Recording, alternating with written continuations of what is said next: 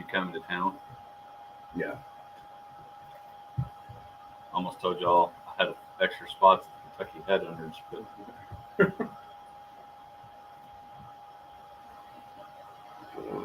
I figured that's where you were.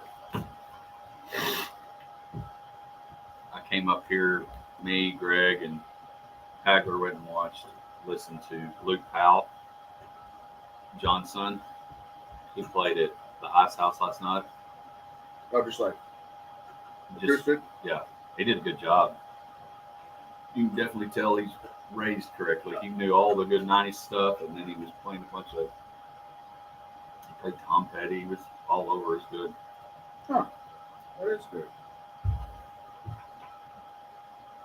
I knew that he was very into music. I didn't know he did the acoustic show thing. Not farther this way. What's going on here? I can't tell. This TJ Shepherd song is about to. Shepherd's about. No, he's got 20 seconds. I'll let him enjoy his 20 seconds of the old. You gotta pay the man. I want to party with you. Oh, Byron Nelson. Let's see if I got one. Oh! Come on, no whammies, big bucks.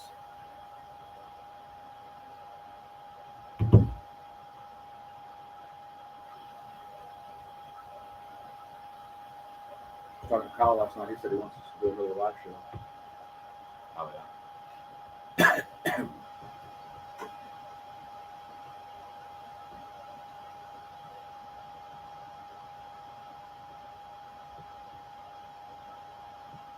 Which it was fun.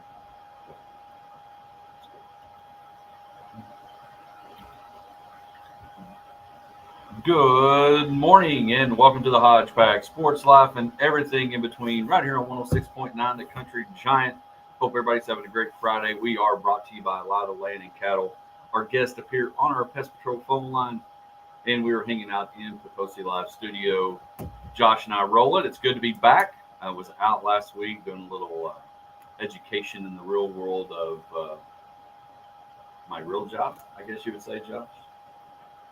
You could say that. Yeah, it was education, professional development, all the things and stuff. But we are really heavy on the profession, I'm sure. Oh, it's last night they were calling me Mr. Holmes, and I'm like, it's Mr. Hodge, first of all, and heavy on Mr. But anyway, we're glad that you're with us this morning. Lots to cover.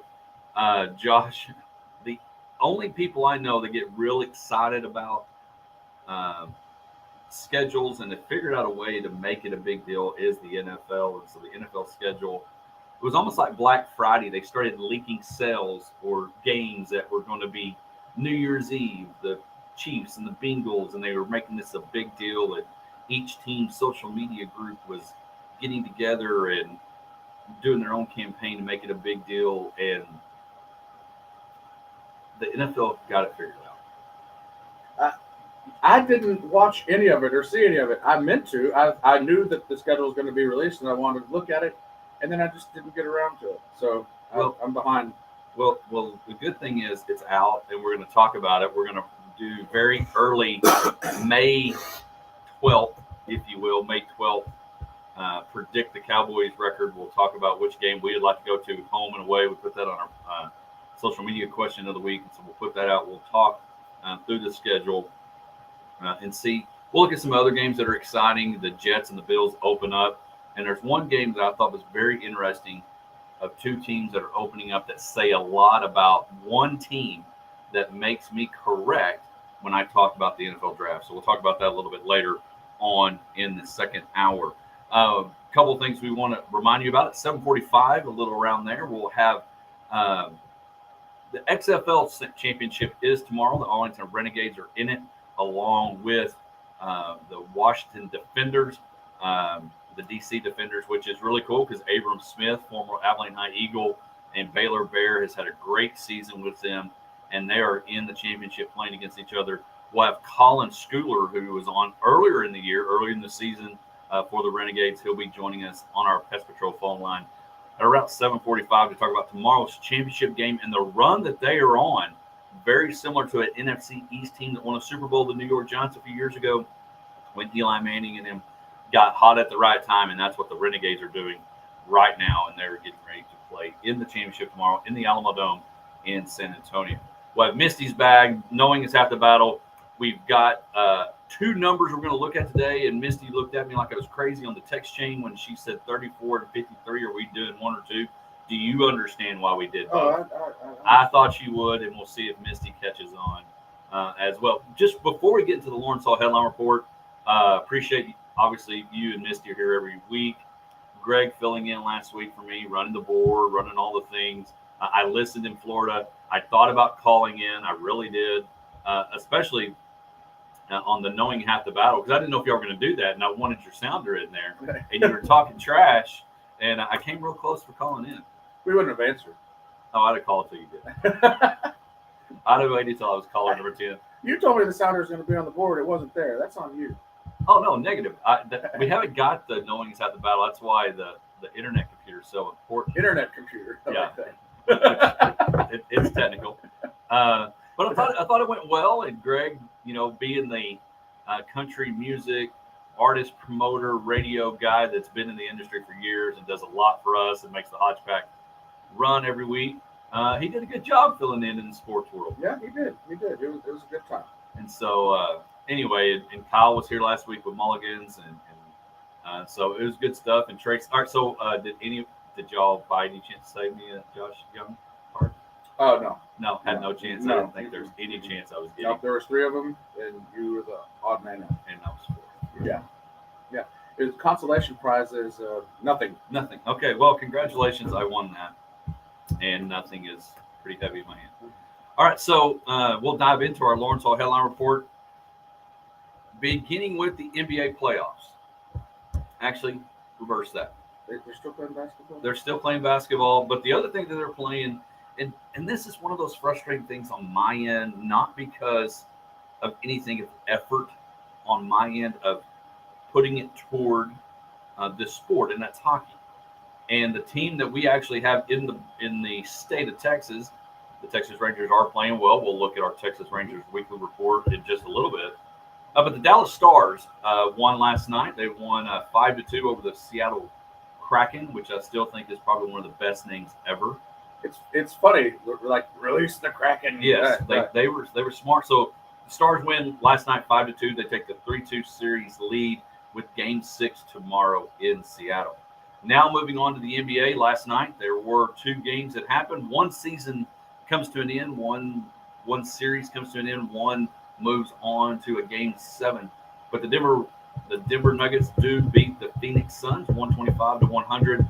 The Denver Nuggets move on to the Western Conference Finals, awaiting either the Lakers or the Warriors. We'll talk about that more in a minute.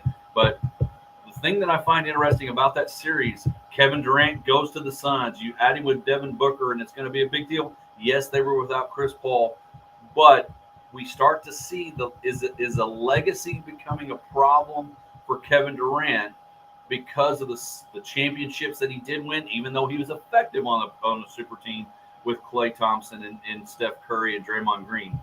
Is that starting to become an issue? Is he going to have to win a title very similar to what LeBron did at Cleveland to kind of solidify his superstar status?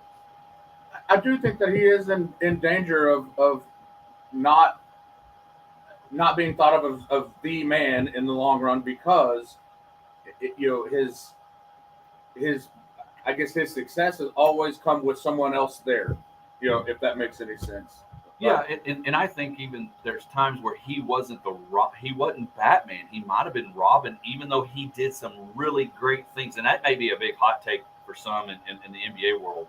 But Kevin Durant is out and is going to be watching another, not only NBA Finals, but he'll be watching the Western Conference Final as well. Last night, the Boston Celtics beat the Philadelphia 76ers 95-86.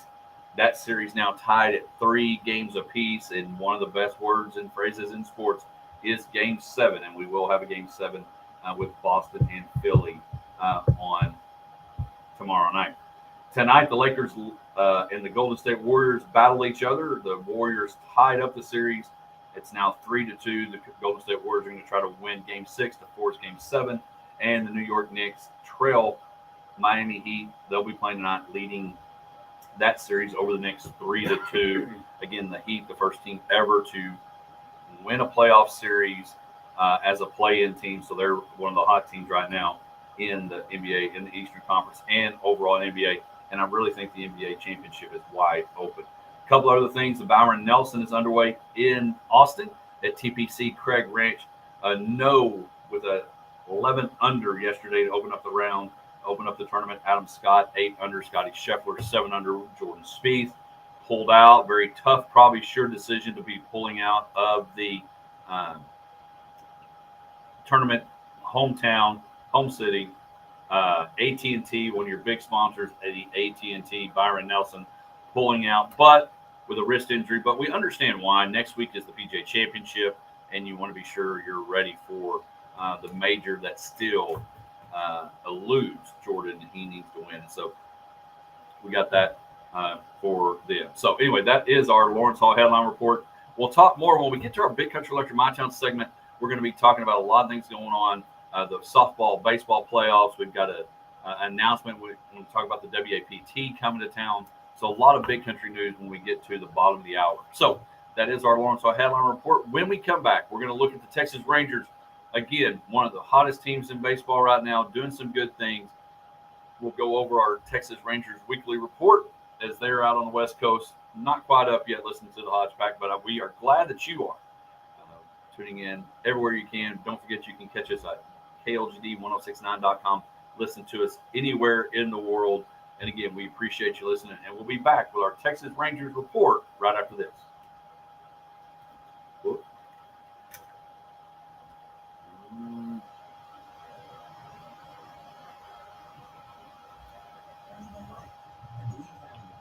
I cannot figure out where is the best place.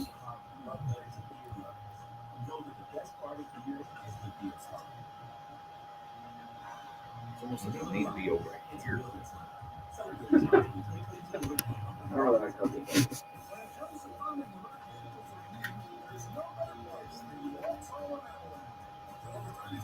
Rangers.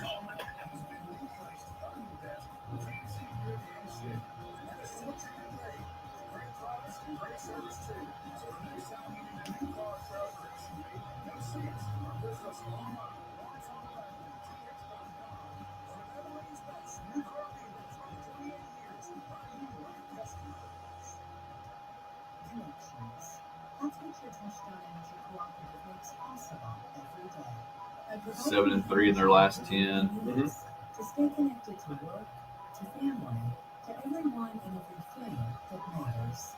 Day and night, we're always here. Because we know that of all the connections we make, none are more powerful than the human connection. You are the most important part of Big Country Electric Cooperative. Call it Stop IRS's equipment center in the I'm sure the Mets, Buck Showalter's folks are pretty upset. Yeah. They're terrible.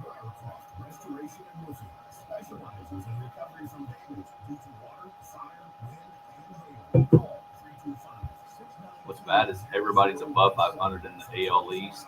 Emergency service. Whether it's Yeah. damage to your home, Everybody. the Briar Croft response team will handle all emergency board-up, security, cleanup, and dry. Expertly navigating your insurance claim. They will also turnkey reconstruction to get you and your family or business back to normal. Locally owned and operated at 4333 Crawford Drive in Abilene, Texas. Briar Croft has been serving Abilene and the Big Country for over 40 years. Restoring your property and peace of mind is our only mission. Briar Croft Restoration and Roofing. 325-692-0017.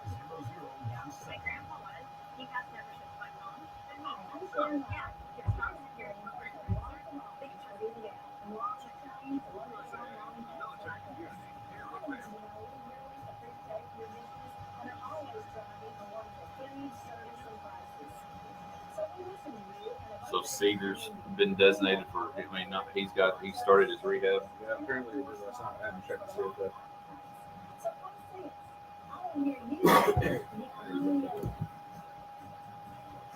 Hello, Abilene and Big Country. Keith Glover here with Disability Resources Incorporated. I'm here to let you know about our document destruction and paper shredding business.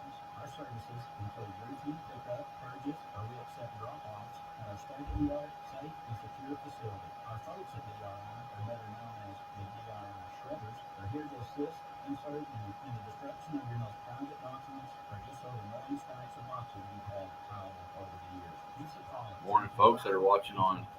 Hey, go check out and like our YouTube channel as well. We appreciate you liking our Facebook page. Oh, there we go.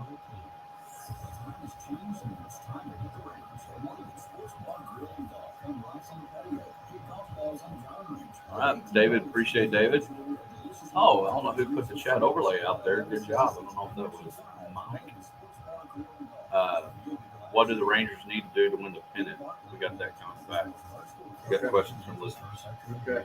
So better have that answered, Josh. David Williams says he's gone DH on assignment, being back with the club starting Monday. Yep. That's the story.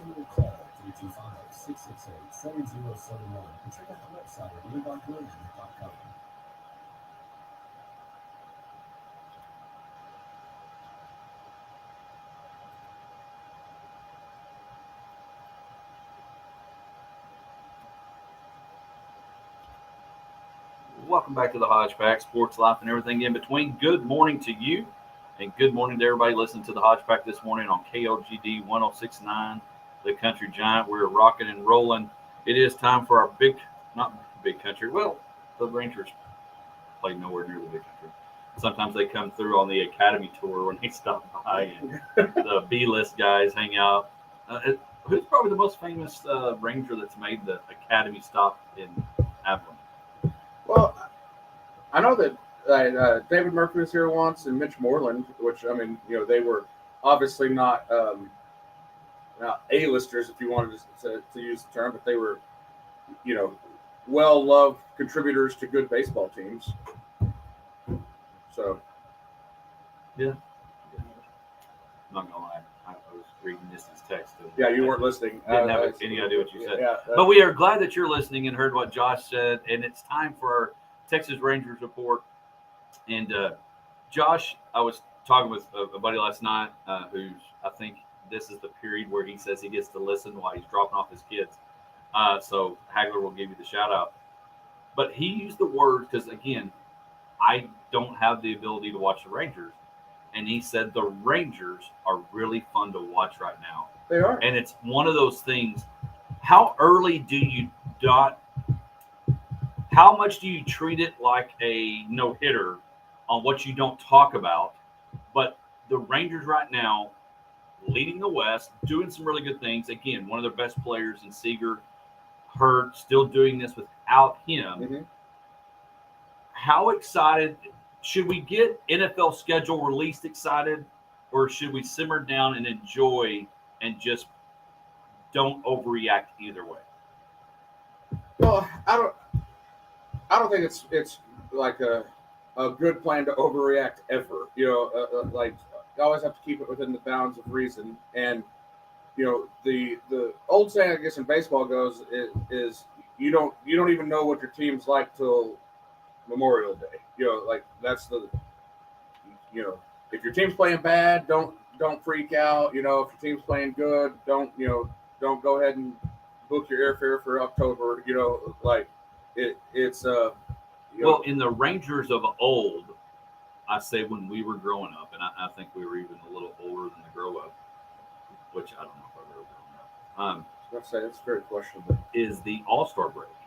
Used to the Rangers All-Star break was the halftime they should have never gone into the locker room. Right. There's a lot of falling apart. And long summer, hot stadium. They used to blame that. We don't have that excuse anymore with the air conditioning. So maybe that changes things. But as far as like what you're talking about, it's fair to be excited anytime that your team gives you hope. And that's really all that you can hope for, as far as in a baseball season, especially in April and now into May, is that like there are teams right now, that even going into the year expected to be fairly good, like the White Sox and the Cardinals that are just terrible. The Cardinals were playoff team last year, picked to win their division or be at least in the conversation. and the wheels have come off completely. So on that side, you can freak out, and not to say that they couldn't put it together, but as long as you're not in that bucket, things are pretty good as far as baseball goes. So but when you actually break down the way that the Rangers are playing, and as Coach Hagler said, they're fun to watch because they score a lot of runs. Their pitching is generally done okay, other than they have a drastic need to improve their bullpen. That's really that was his exact words. Like right. The starting pitching is really good, but the bullpen is another story. Right. And are there people out there? I know we got trade deadlines that happen later on. Is there something you can do in the immediate? I mean, in football, you go out and if you have a bad kicker, you let him go and you bring people in to kick. I'll be honest with you, I don't know how baseball works. Are there people out there or trades that can be made that's not up to the deadline to add to your roster? Or is that what the farm system's for? Well, that's what the farm system is for, But if we looked at the Rangers farm system, like the depth of the farm system is pretty good, but there's really not a difference maker reliever that is ready to go to the majors. So, but the one good thing about being in the Rangers situation where their bullpen is their weakest link is the easiest thing to address on the trade market, because anyone who has a bullpen guy who's on his last year of his contract, once their team is out of it and they're officially like, okay, like we're gonna load up for the future, you can usually get those bullpen pieces fairly for prospects, for minor leaguers, much cheaper than you can in the I guess the people capital, the talent capital is cheaper for that than like a corner bat, or a starting pitcher, like those just on that hierarchy, so when the time comes, the Rangers have the prospect depth to be able to trade, and there will be teams that have bullpen guys that are on the last years of their contracts that they'll look to improve their team in the future. There's several, and I'm not saying that Aroldis Chapman is the guy that you want to get, but he's pitching very well for Kansas City. Kansas City is terrible. They will trade him. It's just a matter of when. Now, he also had his little meltdown at the end in New York and threw a hissy fit and didn't show up to practice or whatever. Then they didn't put him on the playoff roster. But I just don't think. And again, Aaron Boone's having a hard time. I say that they would be right in the middle of the AL West if they were in that division. But I think Bruce Bochy is the kind of guy that there's so much probably respect for that I don't see Chapman being able to pull that stuff and get away with it. So maybe even some respect, I'm not going to do that. Right. And that's one of those things you have to at the team building part of it, because you can trade for bad people, just like might be talents on the field that are bad people that are then become detrimental to your team. So you got to judge the room, I guess, and see what they think the leadership's like for somebody like that. But there's other guys too. That's just one that he's really pitching well, and the Royals are terrible. So I think he will be a trade chip that's available, and he'd be fairly inexpensive compared to some other places. So all that to say, the Rangers' weak point is their bullpen, and I think that is the easiest thing to address through trades. So I look for that to happen. And there's a lot more out there to go get. Yes, because anybody who's at the end of their contracts with their current team, that team isn't going to be playing for this year, the timing of that is as soon as a White Sox with Liam Hendricks is another one. He's a closer that he hasn't played much because he's been out. Actually, he's coming back from cancer treatment, but like he's somebody that will probably be available. We need to see if he comes back strong enough and pitches well, which is obviously his overall health is the number one concern. But he seems to be recovering from that. So if you're the White Sox, if you're the Royals, if you're the Reds, the Cardinals, there's a few other teams, the Rockies, that you're falling out of it. It's not looking good.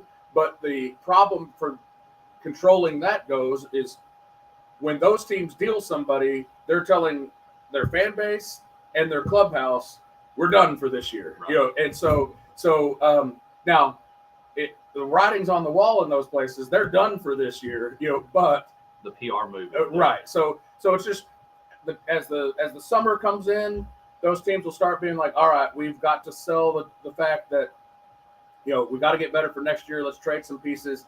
So and the Rangers have pieces to trade, but the on the field product right now, like we talked about, their offense is towards the top of the league. Their run score, their run differential is incredible. And if there's any other low spot, it's been their defense has been a little shaky at times. So they're not spectacular as far as defense goes, but they're mashing the ball. Well, and the good thing is they're out on the West Coast. They've played Seattle. They've played the Angels. They've played, and they took 2 or 3 in both those series. So 2 road series wins in the division. And again, they've got the A's this weekend. They won last night 4-0. Seager, now one of the questions. So I guess to answer David Williams' question that's watching us on our Facebook Live, and again, you can check us out Facebook Live or YouTube. His question is what do the Rangers need to do to win the pennant? And I think obviously the bullpen addresses that. Getting Seager back is going to be big, but continuing to. That's the thing, and hopefully we're working on getting Colin Schooler. The Arlington Renegades went 4-6 in the regular season, made the playoffs, got hot, changed quarterbacks, and now they're on a run and playing for the championship tomorrow. Baseball is 162 games. You've got to find a way to continue that momentum and continue to play it well and not let anything be bumps in the road or anything like that. You got to stay healthy. And so to me, that's one of the biggest things is continuing that, add the bullpen help. Well, and really what the Rangers have to do, it's really pretty simple. If they get to the playoffs, which at this point, they're winning their division through the first, quarter of the season, so there's a lot left, but if they can make their bullpen strong enough to get to the playoffs, if they're in the playoffs and DeGrom is out currently, and they initially said he'd be out for a couple weeks, and then they said he's going to be out for a couple more weeks, so that there's who knows what's going on with that and when that might, but it might be one of those blessings in disguise if he comes back healthy and is allowed to kind of work his way back in. But if the Rangers are in a playoff series with DeGrom and Eovaldi and Perez, all 3 healthy, they have a solid chance of winning that playoff series. Then you'd have John Gray, who's kind of night and day, hot and cold as far as when his starts. Like he's really good one time and really bad the next, or at least not bad but mediocre, I guess. So if they make it to the playoffs with that rotation, where then you can have Heaney and Gray either piggybacking a start or coming out of the bullpen, I think they would be a very formidable team to face off against in a playoff series, especially with a full strength DeGrom and any kind of strength that they add to the bullpen. So, that's the thing in playoff series. Starting pitching is the number one thing in a playoff series. That always is the case. So the rotation is the sort that can hang with anybody in that environment. You just have to put yourself in that position. Right. And so love the XFL reference. Hey, thanks. Appreciate it, Dave. Appreciate you listening. Appreciate you guys listening to the Hodge Pack right here on 106.9 The Country Giant.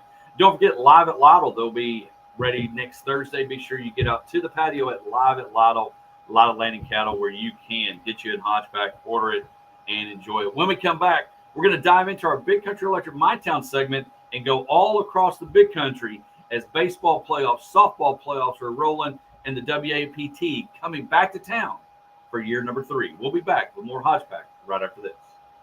Did you enjoy the Tulsa Live experience yet? Need Colin Schooler to respond. Man, he's got other things to do. He's got other things to do. Check out PotosiLive.com or go like and like Potosi Live on Facebook for their upcoming live music and ticket events. Head out to Potosi at 897 has been 1750 for the Potosi Live experience. But the dealers can have needs one more thing. Chill. It's an easy thing to do. Just crack open an ice cold Coors Light and chill. Take the afternoon off and binge watch anything. Go to happy hour and stay for a couple hours.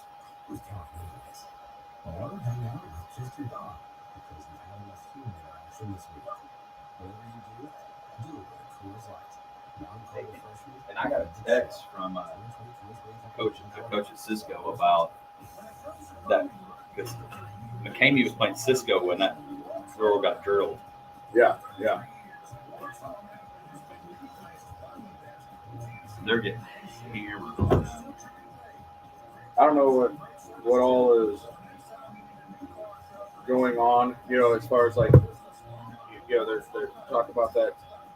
Supposedly that happened in the game before against Coleman, and that obviously looked intentional.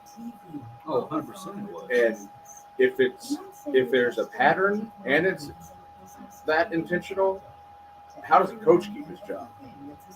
Well, I heard that they went to the board and did all this and nothing ever happened. The school board, so they're fine with it. Well, now the UIL's investigating it, so we're like, if they investigate it and find that it has happened repeatedly, and the coach keeps like allowing it to happen, how can this I don't know, how can the school board be fine with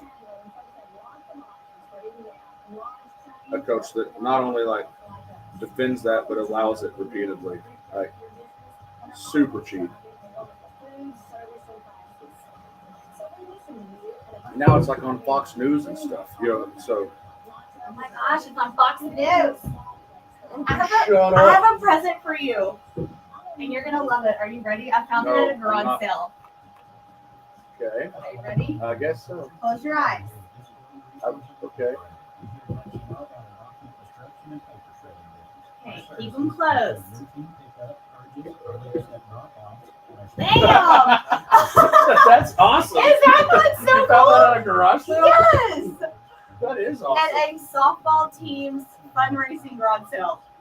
And we were just talking about bobbleheads on And you the know show. what? I have a lot of bobbleheads, and I do not have that one. I was like, Right. well, what caught my eye, obviously, was at Ranger, and I was like, who is that? And I was like, oh my gosh, Josh has Yeah. one of those. The perfect game. Yep. Save. That's awesome. Yeah. That is awesome. I know. I was like, I have to get this for Josh. I got super excited about it. I've been like waiting all week to get it At to a garage you. sale. Like a little kid. Sell it on eBay. I'm not going to. You better not. If so, you better Not split it with a me. chance of I it. want my 50 cents back. You make notes? You got No, a baseball card? that's the one from last week. That's just Yeah. the first number. Is that your Case Keenum or the Josh Young one? Josh Young. You know, I'm still in my checkbook. Oh, we got a water burger today? Yeah, it was good too. Yeah.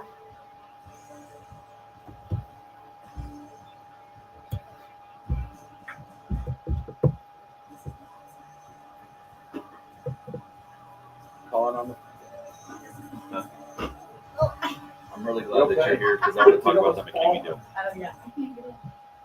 Welcome back to the Hodge Pack as the pack is completely full now as Missy's trying to get in. I'm Locked and struggling. loaded. I can't sit this chair. I don't know. Well, yeah, thanks for texting Hodge in the middle of the show. I'm sorry. Everyone knows you can't text Hodge when he's I'm on the sorry. radio. Not on the Because deep he thought. stops. And then he said, immediately. no, you're not, or not at all, or something. I was like, yeah, it was actually funny that I distracted him on live radio. No, I'm very squirrel-like over the You hedge. cannot text I'm Hodge. sorry. No, it's okay. I just wanted to let you The know. listeners heard him, and David heard him, and so it's Yeah, all good. and then he just was like, huh? I did Yeah. look at him. He Hey, did. He goes, I had heard nothing. no, you said." it was one of those things I didn't I know was if waiting for a response, and then I was like, I realized I he doesn't even have a clue where I he's didn't at. know if it was one of those things I should have said, yeah, you're right. I don't. Yeah, that sounds great. I'm Because gonna, he might. start, throwing some dynamite drops next time I notice you're not paying attention. That's hilarious. No, not Where's but yeah, that list of sponsors I could offend? Let me see. Well, you've Been there, done that, got the t-shirt. Yeah. But again, welcome back to the Hodge Pack. Misty's here. It is time for our Big Country Electric My Town segment.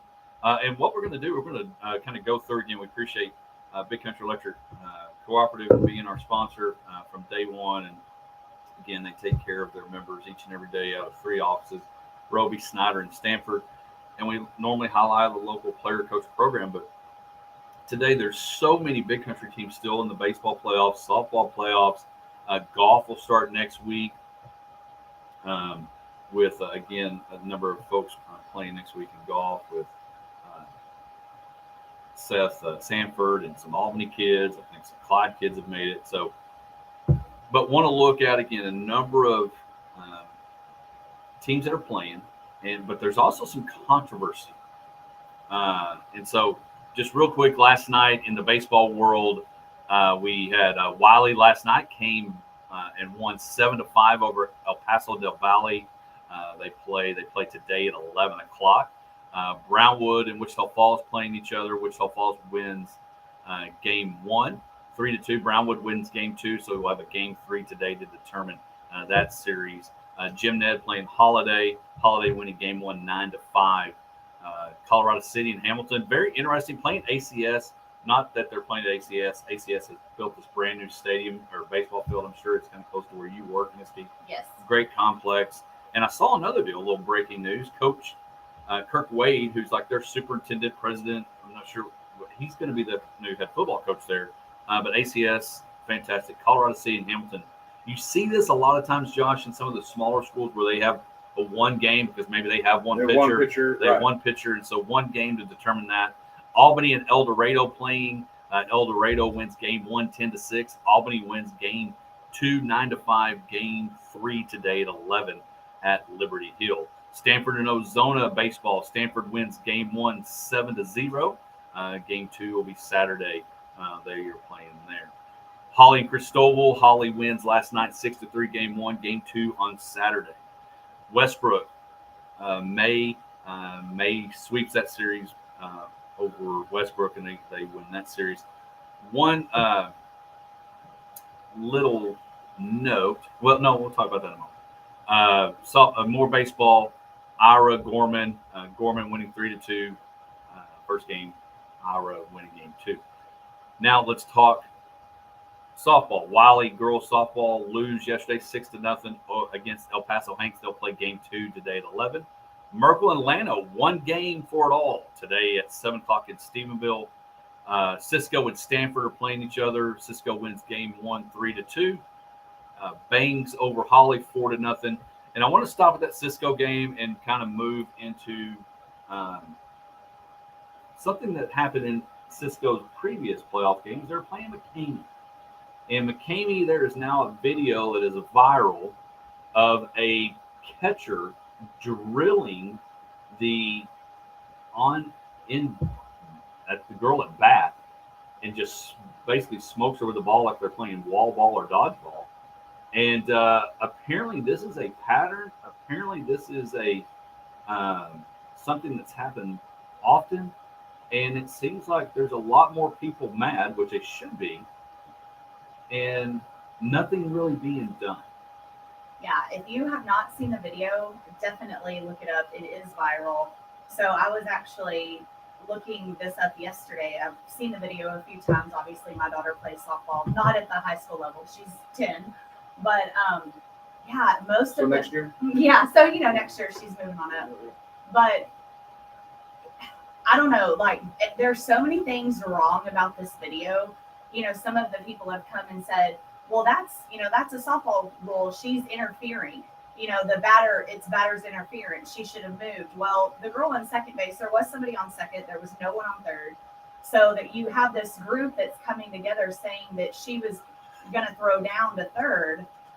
The third baseman never even moved. So and was like up in bunt position. Right. So like there was no one to throw to. No, that is absurd. Yeah, and second base was not.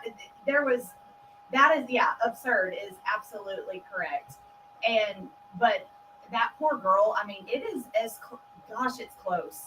And then after she hits her, obviously the ball bounces the other direction, and the catcher just kind of nonchalantly goes and gets the ball, throws it back to the pitcher. Like, you didn't just drill this girl. And I mean, I'm trying to think how many feet do you think that was? It was close. I mean, it's from me to you. right. That's kind of what I was thinking. Just straight in the face. Like, I would have caught a case if that's my daughter. Right. Like, I don't even know what I would have done, but I would have been fighting mad if that was my daughter. And I don't understand what happened with the umpire. I get it if the umpire's there seeing that, it's hard to at first judge the intent of what was going on, because when you just see it happen, your obvious thought is she was trying to throw to third base, and without seeing all the rest of it, you might not know that. But did they call batter's interference? Because why didn't no one seemed to care that there was a live ball on the field. Well, and it happened again, so it's like, I don't know. To me, that should have been an automatic ejection right then and there. I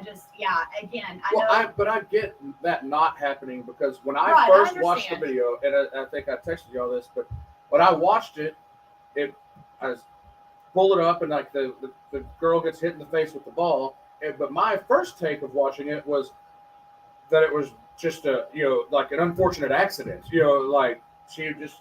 Catcher came up firing, and she just happened to be standing there.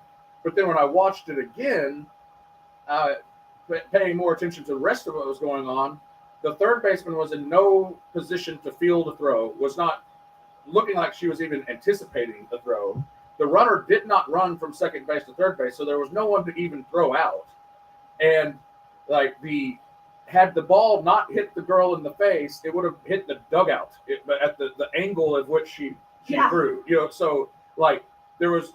I don't see why you even can claim she was trying to throw to third base. The angle was all wrong. And I'm going to tell you a couple things.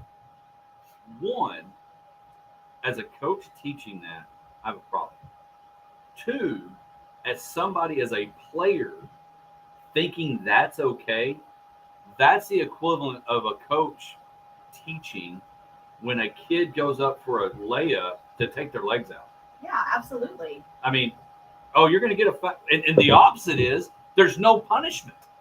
At least if you take your legs out, you get a foul. Oh, well, all right, well, I got 5 of them. Might as well use them all. There's at least a punishment. There's no punishment here. I could smoke you in the face and, hey, all right, you're out. All right, we got 2 down now. The thing is she's trying to pull a batter's interference when the runner would be called out for batter's interference. Now, I don't know what the rules are if the runner's not running anywhere. That's what I was trying to think. If you're going to call the batter out, I mean, the runner would be out if the batter interferes with the catcher trying to throw the runner out. The runner is out. But there's no runner. But there was no runner. So I'm not sure I don't know what the call would be on that. I need to. You've got hookups in the umpire world. See what the correct call is on that. Well, and I got a text that they did it twice in our game. The problem was that both times our girl is not trying to steal, and no one's covering third. It was obvious the catcher did it intentionally. Well, and that's in that video. There was no one covering third. Absolutely, but you've got people like this. Like, I actually screenshotted this that somebody put on Facebook. Of course, nobody was on third. There was a runner on second, which is why she threw to third. The runner took a few steps towards third as soon as the pitch was thrown. Whether she stopped or not was irrelevant. The catcher was making sure she didn't steal. There was no third baseman to catch the ball. That was in the way. There's nothing more to talk about. You should at least know the basics of softball if you're going to comment. So there is some, this is a news station that. So we got people defending the catcher. Oh yeah, I'll have to send you this Facebook thread. I was like, what in the world? So you've got people that are doing that. So it would be irrelevant if the runner stopped, but I get that. If she was trying to throw somebody out of third base, I don't believe the third baseman was in the middle of the infield, not covering third base. Who was she throwing to? Yeah. Well, and if my daughter was the catcher, I would have jerked her off that field so fast. I'm like, where are the parents at? But that's my other point is. Well, apparently the coach and the parents are all defending it. Yes, they are. That's the thing. Are. They are teaching it. It is a culture, if you will. It is a culture that's become acceptable. I think exactly, especially when I heard through, and I've not verified any of this, so I don't have sources, just random stuff on Twitter that I saw. But that it happened in their previous game against Coleman, and this is all very local, so it may, like, I figure we could find some sources if we wanted to dig into it enough. But I am of the belief that it's a taught thing to try to get batters interference. 100% Yeah, it is. Absolutely. And And I'm not saying that the catcher, doesn't know the rules, because all of us, it's kind of like in basketball, hey, kind of tug on you as you try to go through, and it's not a foul. And if the ref doesn't see me, they're not going to call. I can get away with some of that stuff, is one thing. But knowing that is a rule, or knowing that is a loophole too, and it's really not a loophole. no, the batter is not allowed to get in the way. But Well, and here's another comment. I just pulled it up. There's so many comments. Every parent of every player on this team should be ashamed. What kind of people allow this? Suspend their program immediately. Take their trophies, fire their athletic staff and admin now. Unacceptable. I hope that catcher never plays again. She doesn't deserve to. And a ton of that one comment has 104 impressions, likes or loves or whatever. So, I mean, but it is crazy. If you scroll down, I mean, there are a lot of people that are saying she should have gotten out of the way. It's her own fault. And I mean, it's just crazy. It's so crazy. I don't know how you should get out of the way when you're not in the way. Like, Yeah, Right. unfortunately, I'm that's- where I'm supposed to be. Like, I'm Right. sorry. I don't know where you want me to go. But anyway, so a lot of big country going on, a lot of baseball, a lot of softball. Good luck to everybody that's still in it in the big country. Hope you move on to the next round. When we come back, we'll be back with more Hodge Pack right after this. Yeah, y'all should go read the comments. I'm just going to call this guy. See if he answers. Homepage.com is where it's at. It's like this news station, but it has a ton of. I want to know what the But UIL investigation comes up with. just wild. But yeah, if that was my kid, I would have been in trouble. Well, that's what- probably. that's I would what- have fought her That's mama. that's what Leanne was like. Well, if that was my kid, I would rip him off the field. And I was like, that's the problem. The kids that do that don't have parents Right. that will rip them Well, off. and that's yeah. Like, And if my kid was the one that got hit, ooh. they're all about. All right. Uh, So Colin Schoolers, not awake, whatever. So we'll come back and we'll do your back. Oh, okay. The other thing that I was going to mention about the smaller schools, and even Wiley's having to deal with it, kids that are making it in track Oh yeah. are having to figure out a way to get the baseball game in and the track meet in. If we get him later, we'll make it work somehow. Okay.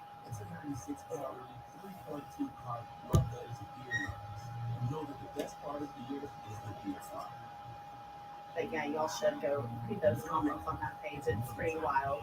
So many times comments just make me mad.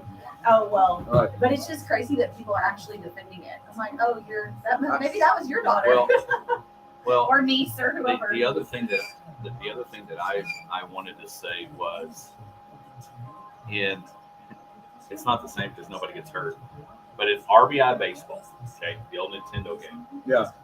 there are things that you can do because the computer's not smart enough. Mm-hmm. So, like, you can steal a base and they're not going to throw it to it because there's a guy on third. They won't throw it over there even though they can get you out easily. Yeah. Or if the ball gets at a certain place, it's all day. You're gonna you can advance and not cheat the game, but you could, because the computer's not smart enough, you can advance bases. But that's basically what this is, and I hate to question a kid's character, which is now on Facebook Live, but I would have a hard time doing that. I would have a hard time just, even though it's the rule. Right. Well, that's And I it. can It's get something you that's out. it's been coached up. It's been Oh, like oh. It's been yeah. taught Like, 100%. just make the throw and like if they're in your way, just Oh well. smoke them. Yeah, it doesn't You know, matter. Oh like- well. Yeah. And but then, and that's okay. There's like edges of gamesmanship. There's like, but like you see sometimes I've seen it in major leagues, like catchers trying to get that batter interference call. You'll see him come up to throw to second and almost like fall into the Uh-huh. hitter. Just like like an obvious acting job. Most of the time, it doesn't get called. They don't smoke him with the ball because the thing is, they don't do it in Major League Baseball because they know if you did that in Major League Baseball, it would be and the batter ass moves. whooping right then. The You know, batter is moving towards out of the. I mean, she didn't just stand there. That's why it looks like she's thrown to the dugout because it's this angle. And if you're really trying to throw the runner out, as the player, like even though you could get batter's interference, you're trying to avoid hitting them. Right. You know, like it just makes me like, does this girl? Do they have some beef? Like, what's the deal? No, I think it just happened. It would literally happen to be the wrong batter at the wrong time. I think the plan is, I think it's been planned out. Right. If you're gonna, It's no different than a double steal. Yeah. You coach it and work on you it. make right. Like you make that throw to third base or it's like just hit them with it. Do you work on that in practice? Sorry, it's your turn to get Yeah. in. Sorry, your nose is about to get broken. But I mean, golly, I just cringed watching it. I'm like, that poor girl. I mean, I've got smoked in the leg from Josh, and I've been hit. I've been hit. I mean, my nose has a hump on it from getting hit with a baseball from my brother's friend. I was pitching, and he's like, "I'm going to shove this ball right down your throat," and we're like, "Okay, haha, no, you're not." Ow! Yeah, and then he was like, "Oh my God, I'm sorry." It was a joke. We were like in junior high. Yeah. So yeah, it hurt. Which that was off the bat and a little farther away.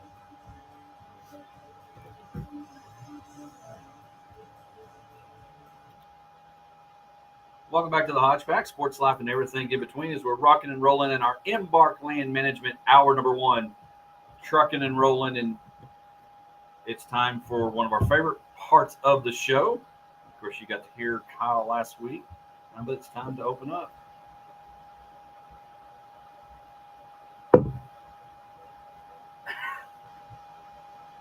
Oh my gosh, the sounder never gets old. I love it.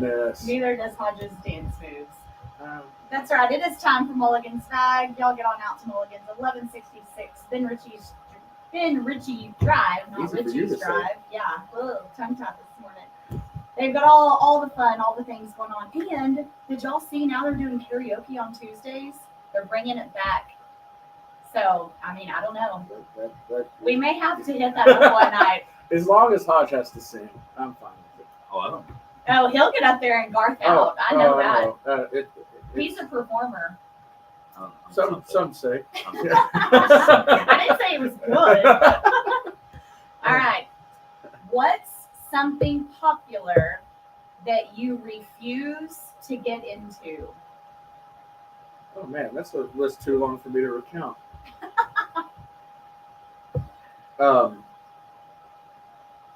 Well, we talked last week about like trendy pants. I'm obviously not going to wear trendy skinny pants, so that's already off the list on that. But man, like I don't know. There's all kinds of like trends and hip things on the internet that like TikTok, for example. Like that's just something that like not gonna ever do that. Never gonna make a selfie video and post it online and expect that someone else actually wanted to see that. So what is something that's popular that I have zero desire to get into? Yes. I'm kind of and close. It can be anything. I mean, whether it's a food trend, a fashion trend. Well, now one it could literally be anything. One food trend that everybody seems to think that I don't think it's hoity-toity or bougie. I don't think that's the case, but some people just think sushi is so good. That's never happening. Sushi is never happening. Sushi's not going in this body ever. This temple. My body is a temple. Oh, gracious. Sushi's probably one of those things that I'm not. Is that considered a fad or a popular thing? Do you do sushi, Josh? Yes. Really? I like it. That's I do surprising. too. I was like, I feel attacked right now. Well, I just don't. Or oysters. And the other thing is sauce. oysters. And I know people probably think they're fantastic. I can't do oysters. They just look like a loogie on a shell. The texture, I'm like, yeah, I can't. I have definitely. One time, my dad paid me $100 if I could get this oyster down, and it was a challenge, but I accepted and I got the $100. But it was tough. Yeah, oysters are not my thing. I don't like them. Wouldn't No, but I don't know if that's trendy. Oysters, No, sushi, I think has like sushi is one of those things that people. because now like they sell sushi rolls at Sam's and stuff. You know, like and you hear the I guess the joke about like the gas station sushi. I wouldn't trust that one, but Market Street has really good sushi. Well, It and actually that's is very good. Like, in their yum yum sauce, you have to have the yum yum sauce. Well, I've and that's never what- had that. It's I like the good. spicy guacamole. I don't know what it's called. Very Well, and good. that's What like is that called? my friend I don't Lauren. know. My friend Lauren was saying that that there's a difference in the raw. Oh yeah, Raw sushi. there's not raw meat in all sushi. Right. That was the education they were trying to give me. I still wasn't buying in. I think you would be okay with something Like a that California roll, it's just like Yes. guacamole and rice. Yeah, I really do. And there's what is sushi? Is it? It's Japanese food. I don't know. No, I know, but is Seaweed wrap, rice. but is sushi like is Wasabi? And what is that? Wasabi, Okay, yeah, it's like yeah, what yeah, is I that think green it's stuff? wasabi. It's spicy. It's hot green I'm stuff. about to I show- like it. I'm about to show some ignorance, which I do that often. What I was about to say. Is well, I'm actually Imagine that. I've got to figure out how to word this. Does sushi swim or is that a fish or no? What is What? sushi? There, some Oh my sushi gosh, has I fish in it. almost lost my teeth. What? Some sushi is fish. Some sushi. Like, it's like the way he's like, some. I Yeah, can't- I I cannot don't know why I talk. know. No, but Cannot that, talk. y'all see what I'm saying? Like, obviously, if you go and get, Isn't it like a egg or something? Like a raw? Or what I am don't know. That's what thinking I'm of? asking. Caviar. Caviar. That's a fish Fish egg. egg. Like an egg or something? Man, Let me look. It's this like up. how redneck can three people be? But I'm about to Google. What was your question? I mean, Is sushi. sushi You a just said fish? it's like rice and all this. yes, like there are the sushi rolls, like some of them, But that like was- the California roll specifically, I know is like an Okay. avocado with like rice on around it, wrapped up, and it's like got Okay, mayonnaise on it. Thank you, Bridget Burr. Thank you so much for Small tuning in. balls or rolls Bridget. of vinegar. Bridget, oh my God. That's what it says on Google. Well, you don't have to read it with that enunciation Yeah, pattern. yeah. Sorry, the balls got me. All right, so Bridget says sushi is actually the way the rice is made. The rest is just the roll or the sashimi That's or the crawfish. whatever they add. Thank you, Bridget, so much. And also, she was asking which school. McCamey is the school that is teaching- Sashimi. Yes, That's the raw fish. that is the raw fish. Thank you. And Bridget, that's why we like people tuning in and interacting with the show. Misty's bag always gets creative. But I'm not a sushi guy. So sushi is the thing that I'm not ever going to get into from a popular fad thing. Another I thing was just that wondering why the heck are we talking about this? Now he reminded me. Because Because you asked the Misty's question. bag, it's Yeah. just it's she was random. sifting through those What? bags and looking for questions, said, hey, what about sushi? The other is skinny jeans. I will probably never go Yeah, into we that. talked about that last week. You Yeah. weren't here. I know. I listened. Y'all did. It was really good. You would look very, very spectacular. In some Oh my skinny gosh, jeans. yes. I think that's, not that. Spectacular. Yeah. That's not necessarily good or bad. One that I have tried multiple times to get into is a show, and it is on every like top 10 Netflix list. Okay. I cannot get past an episode. Like, I can't keep going. Is Breaking Bad.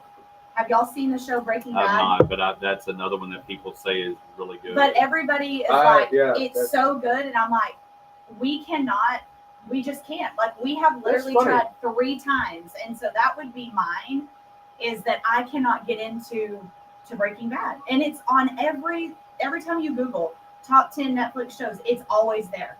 So I'm Yeah. like, what's wrong with me? That's funny because that's one of those that it does pop up on our suggested thing all the time. Like Leanne and I will be like, "Well, what are we going to watch? We finished this program, and got to move to another one." And multiple times it's been decided that that's what we're going to watch, and we've never finished the first episode. See, Right, we so finished a here- couple episodes, but same thing. Clay and I are Yeah, just it's like, like, yeah, this is not for whatever. us. But there are people that are diehard Right. Breaking Bad It's like people. Yellowstone. And then there's Yeah. spin-offs and stuff too. Better Call Saul or something Saul, like that. yeah. It's just I actually watched more of that than I did Breaking Bad before I realized it was actually like a sequel to a show that I hadn't watched. or like Game of Thrones. That's another one that so many people were in, and it's like I you've never, either seen never it. saw. Well, I never got into Game of Thrones early was because I've seen Game of Thrones. I didn't have HBO. Yeah. You know, and now you can watch on HBO Max or whatever, but I've never got into Game of But I haven't watched any of the spinoffs of I like Yellowstone, but now there's all these other The shows. spinoffs I haven't gotten into, which is another breaking news that came out this week that Kevin Costner's done after season 5. I don't know how you do season 6 without Kevin Costner. I think you just keep doing 1893, 1926, 1978. Yeah, and he's got a lot going on in his 1978? personal life. Oh, and no. Maybe that's why. That's when I was born. Maybe I think the it's Western. divorce and Yeah, everything. that's the down years of the. That's when the Yellowstone Ranch went south.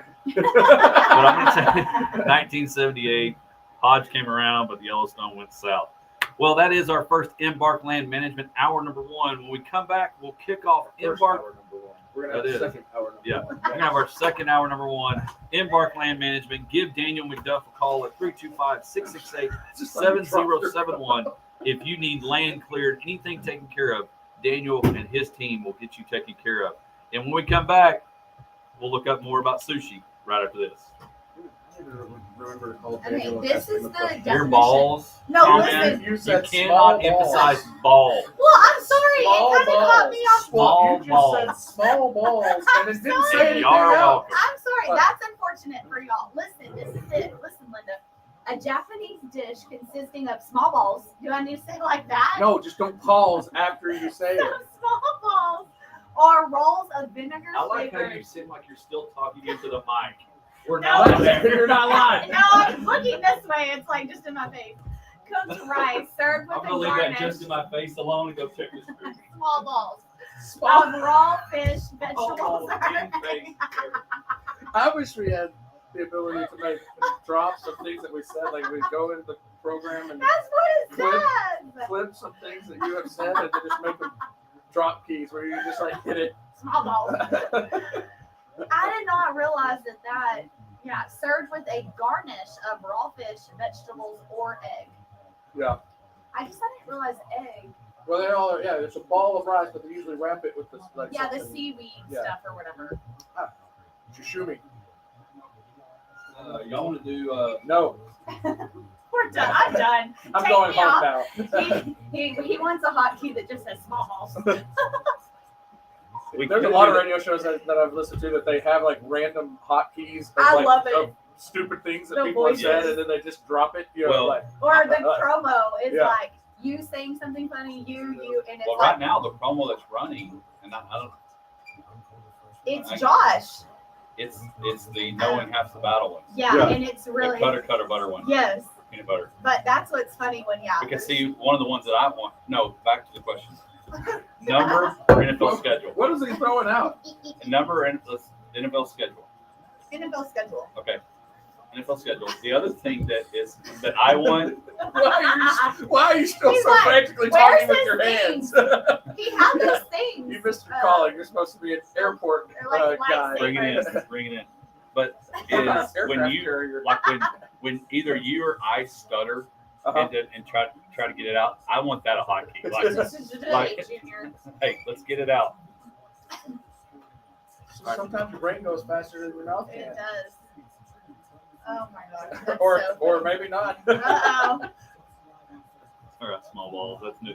You're killing me, small balls. Instead of you're killing me, I small balls. just, Small balls. I think I got confused on why it said small balls. I know, and you just said that, then paused. The only thing that would have been better is if you'd have kept reading it on repeat. Small balls, small balls, small balls. I just think a Japanese dish consisting of small balls. What in the And you world? stopped, which is like, that's weird. I know. Pauses are important. Pauses are I'm very. Pulled- sorry. you pulled a Small Hodge. balls. I You can't had, help a, it. you had a swing thought in mid-conversation. I did, and I'm sorry about that. But So it made I me just, laugh. it was funny, I guess. But I don't know, y'all. Pest control. Oh my gosh, that was funny. I feel like we need to show this on air. The listeners We need can to do see that. this. Look how stinking cute it is.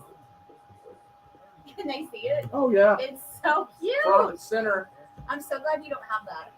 The I've rest got of a them. lot of bobbleheads. I too. know, and I just got it and was like, he probably already has this because it's Greer, and You would think. she loves me, but and it's like in really Yeah. good shape. Back in the day, people used to always, "Are you related to Rusty Grid?" I just say yes. I just think it's the Maybe cutest I am. little I don't thing know. Never ever. talked to him. Can be. I got Not so like excited. Jones. No, I got so excited when I saw he wears it. cowboy boots, so I mean, I guess we got that. You remember Mickey Telton used to have his bat down here? Yeah.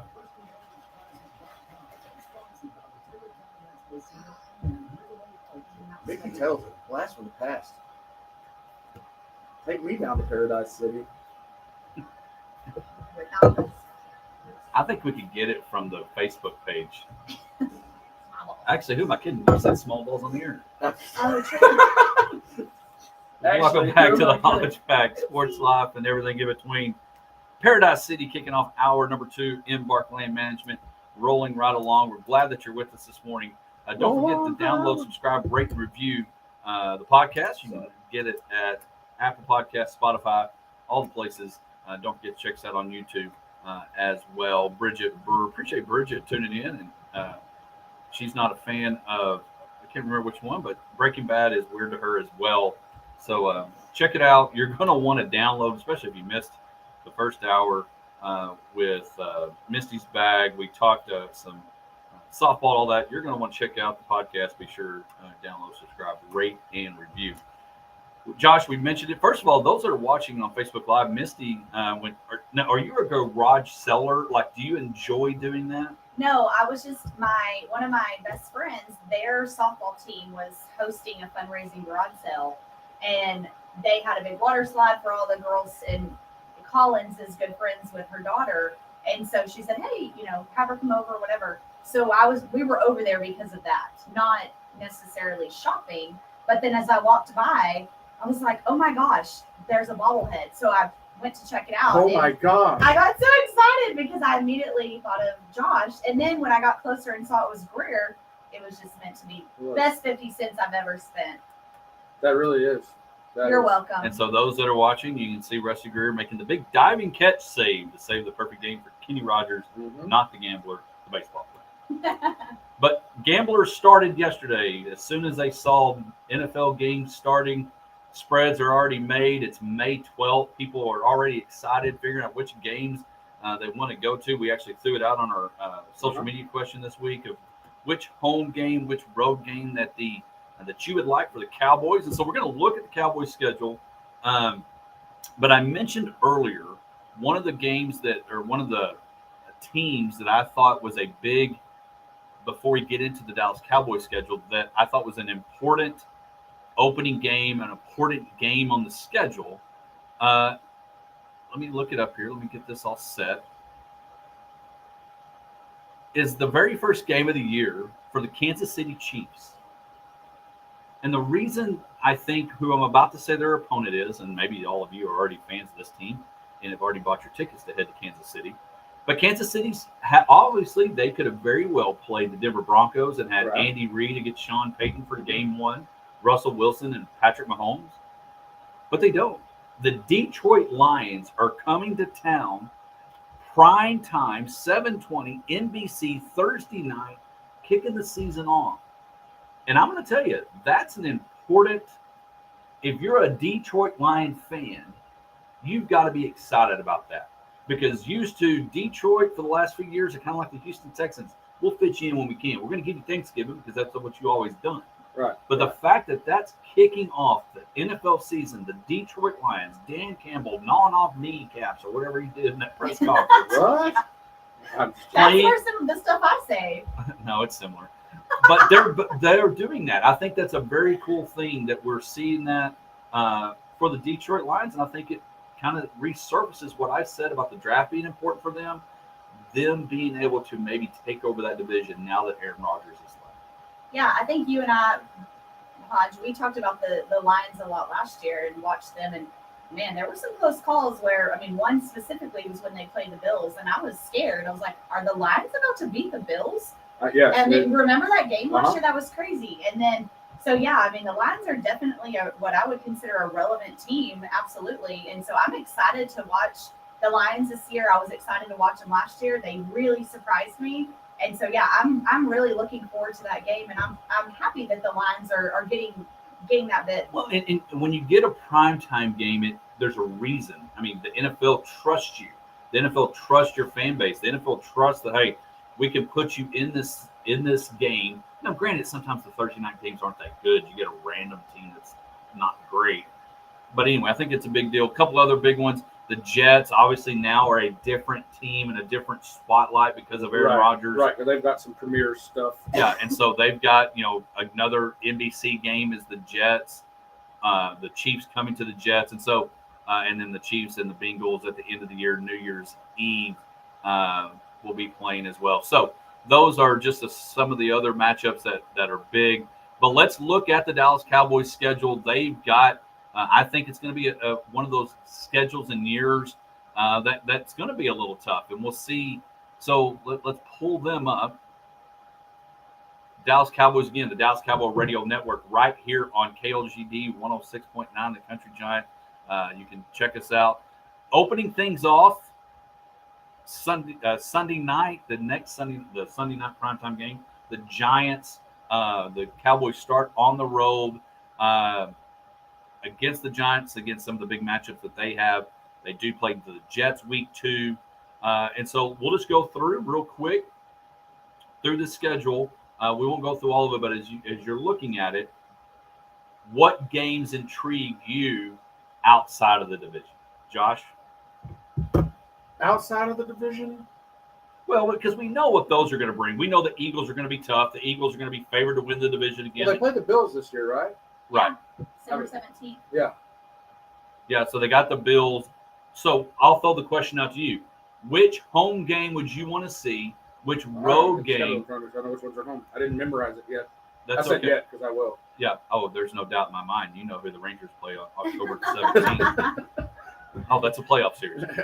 I'll start it so y'all can look at it. The one that I would like to see, obviously, I think the Jets game will be interesting as far as the home game because Aaron Rodgers has, obviously won a Super Bowl there in that stadium. And he's coming back going against Mike McCarthy. That's going to be the interesting. That would be very interesting. Home game. Road game, I threw this out. Chris Randolph said his would be, I think, the Jets and Miami. Miami's going to be a tough road game because it's on Christmas Eve. But the Bills game, I think, would be fun to go watch on the road. I think that would be an interesting. December 17th, it could be cold. That would be fun. Yeah.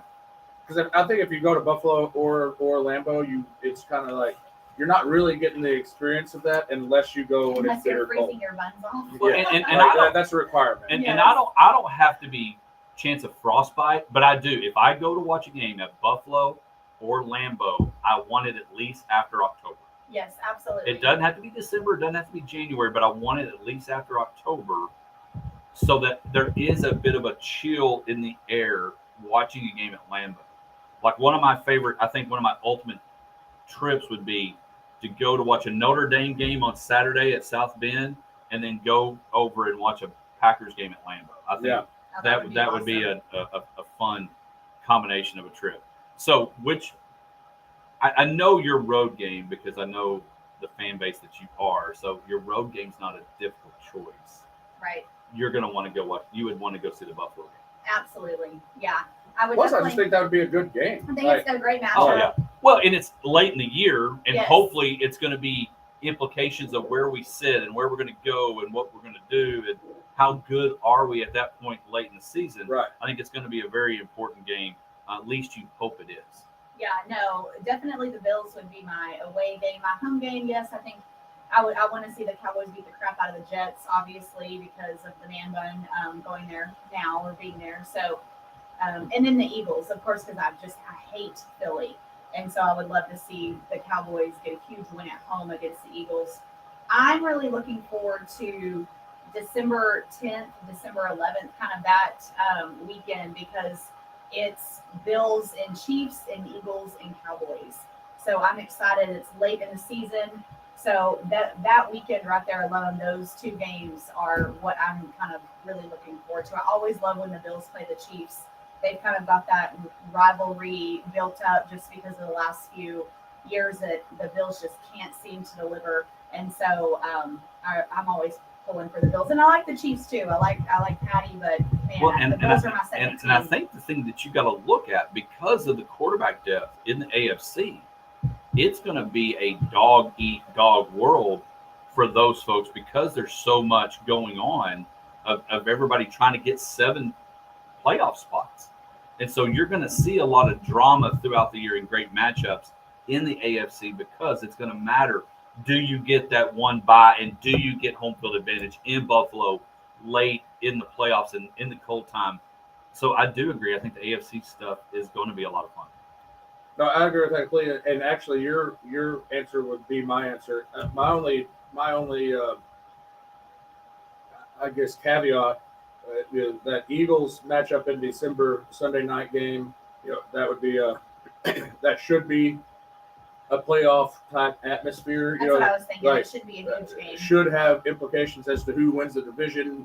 Like if things go the way they look, they're going to go. The Eagles and the Cowboys are the two teams that I would say have the chance to win the division. Right. I would just wish that game was later in the year because that's there's still a month of football after that, Right. and so the last 2 games where they have Detroit not division, and then Washington is their last game.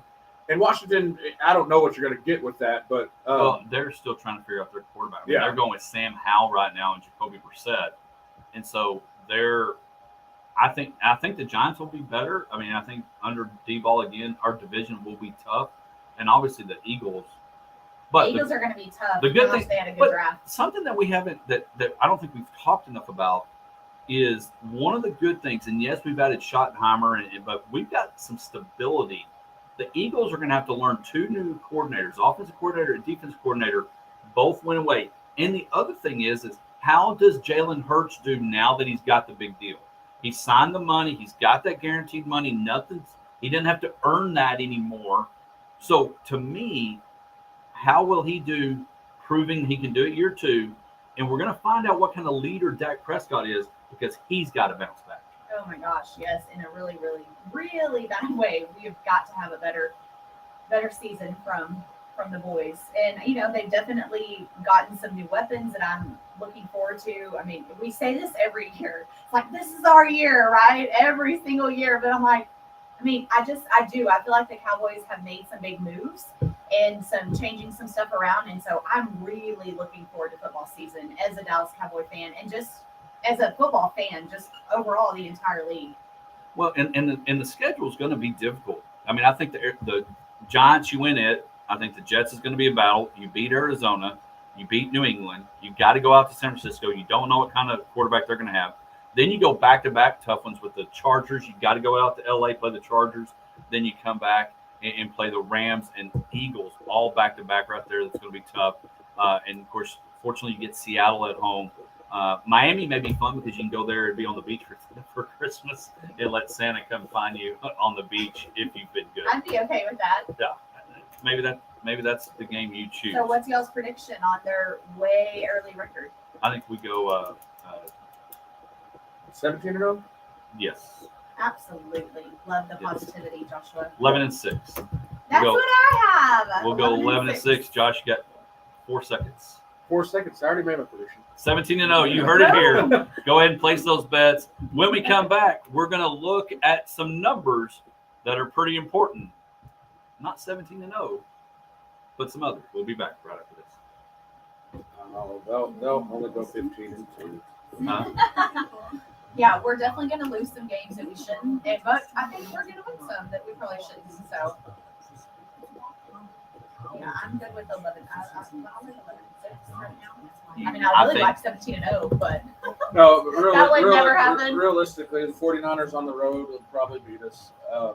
We'll lose 1 game to the Eagles, and then they'll be the way That I Charger said- game won't be easy. Well, no, I was going to say the Chargers, the Jets, the Bills, and there's probably one other I can't remember right now, but those are those games that like Yes, we miss you, Greg. We need a fourth mic. That we'll win a We couple miss of you, man. those and be like on a high. We'll lose a couple of those and then we will lose. So I'm with y'all. The 12-5, 11-6 would Yeah. be my actual. That was Yeah. I Because wasn't we'll sure about lose some 12-5. stupid game where like that throws an interception Oh, at the yeah. end and you know. Or 3 in one or 4 in Yeah. one game. Yeah, for sure. I think one of the benefits that we might have, even though they are working out, doing all those things, it may be nice playing Aaron Rodgers and the Jets week 2 and not later. I do not think that they're going to be all that good. I hope we smash the crap I out of think it them. will be. I would love it. Would love nothing more.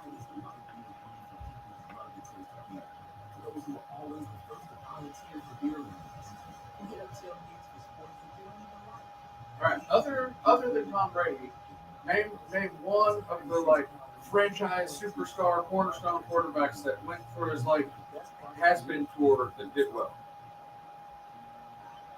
Favre was close to taking the Vikings to the Super Bowl. Close. Peyton Manning won because he just didn't fumble the ball. Like if he didn't like play particularly well, he did win a Super Bowl. I just I would can't. like to go to that game. Let's go to that game. Jets, Yeah, book it. let's go. It's September 17th, 3:25. Who wants to sponsor us to go to the Cowboys game? Let's just skip over the Rangers weekend. We'll just go straight to September. That'll work better. There's With, less going on for the Cowboys than there is the Rangers. It well, seems like. yeah. I'm just thinking summer it's just tough to get all of our schedules together.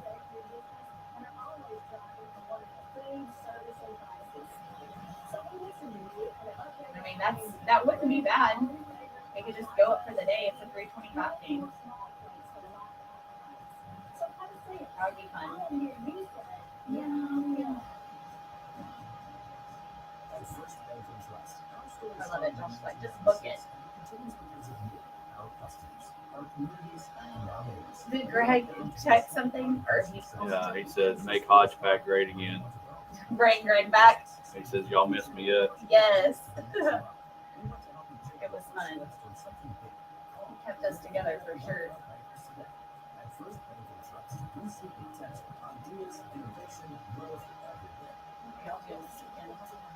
We're going to Dallas today to watch the Byron Nelson tomorrow, Oh, okay. which will probably get rained out.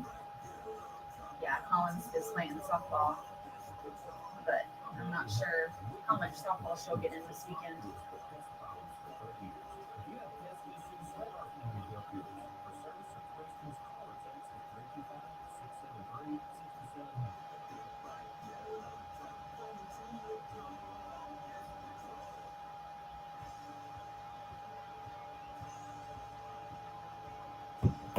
Josh doesn't know how to time his restroom breaks. What did he say? Oh, there he is. Trash Nothing. can when I'm in the hallway.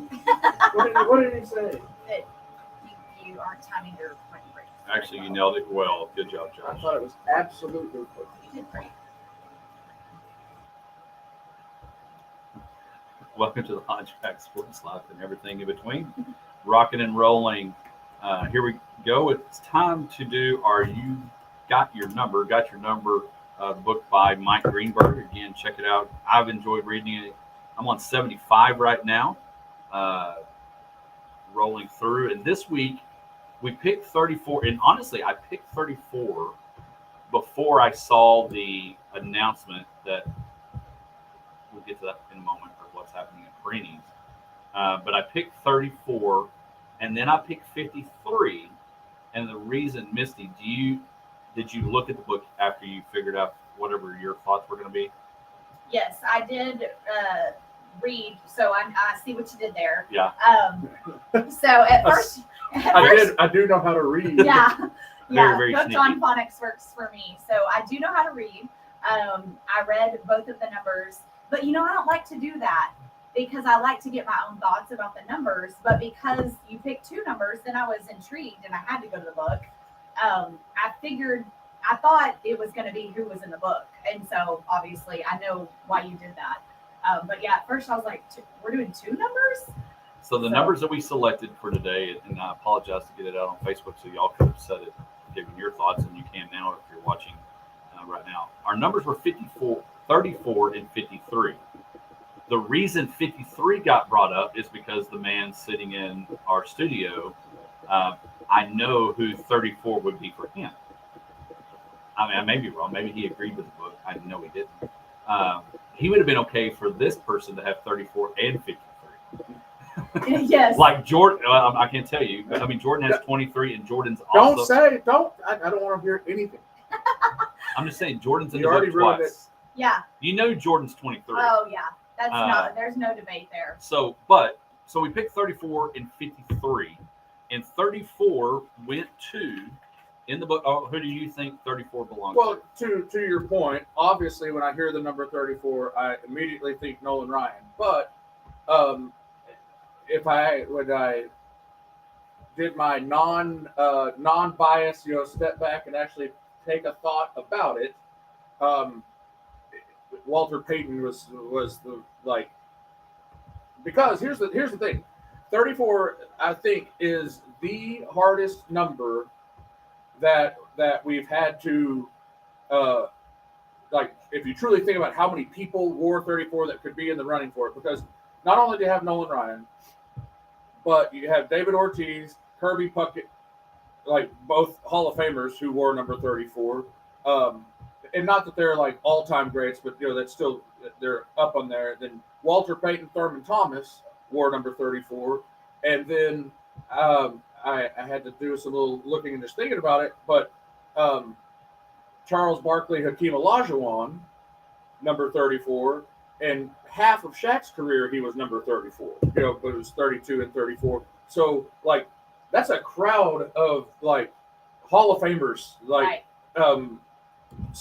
But Walter Payton was the guy that I thought was probably, but to me it's Nolan Ryan. But then I also thought that Nolan Ryan spent half of his career as number 30. So there's kind of and that's the cool thing about this book, and I can't emphasize it enough to get it and to read it, is who owns that number. Like we mentioned 7, Mickey Mantle and Elway in the debate of, you can make those debates, but there are some that you can try to debate 23, but it's really not going to happen.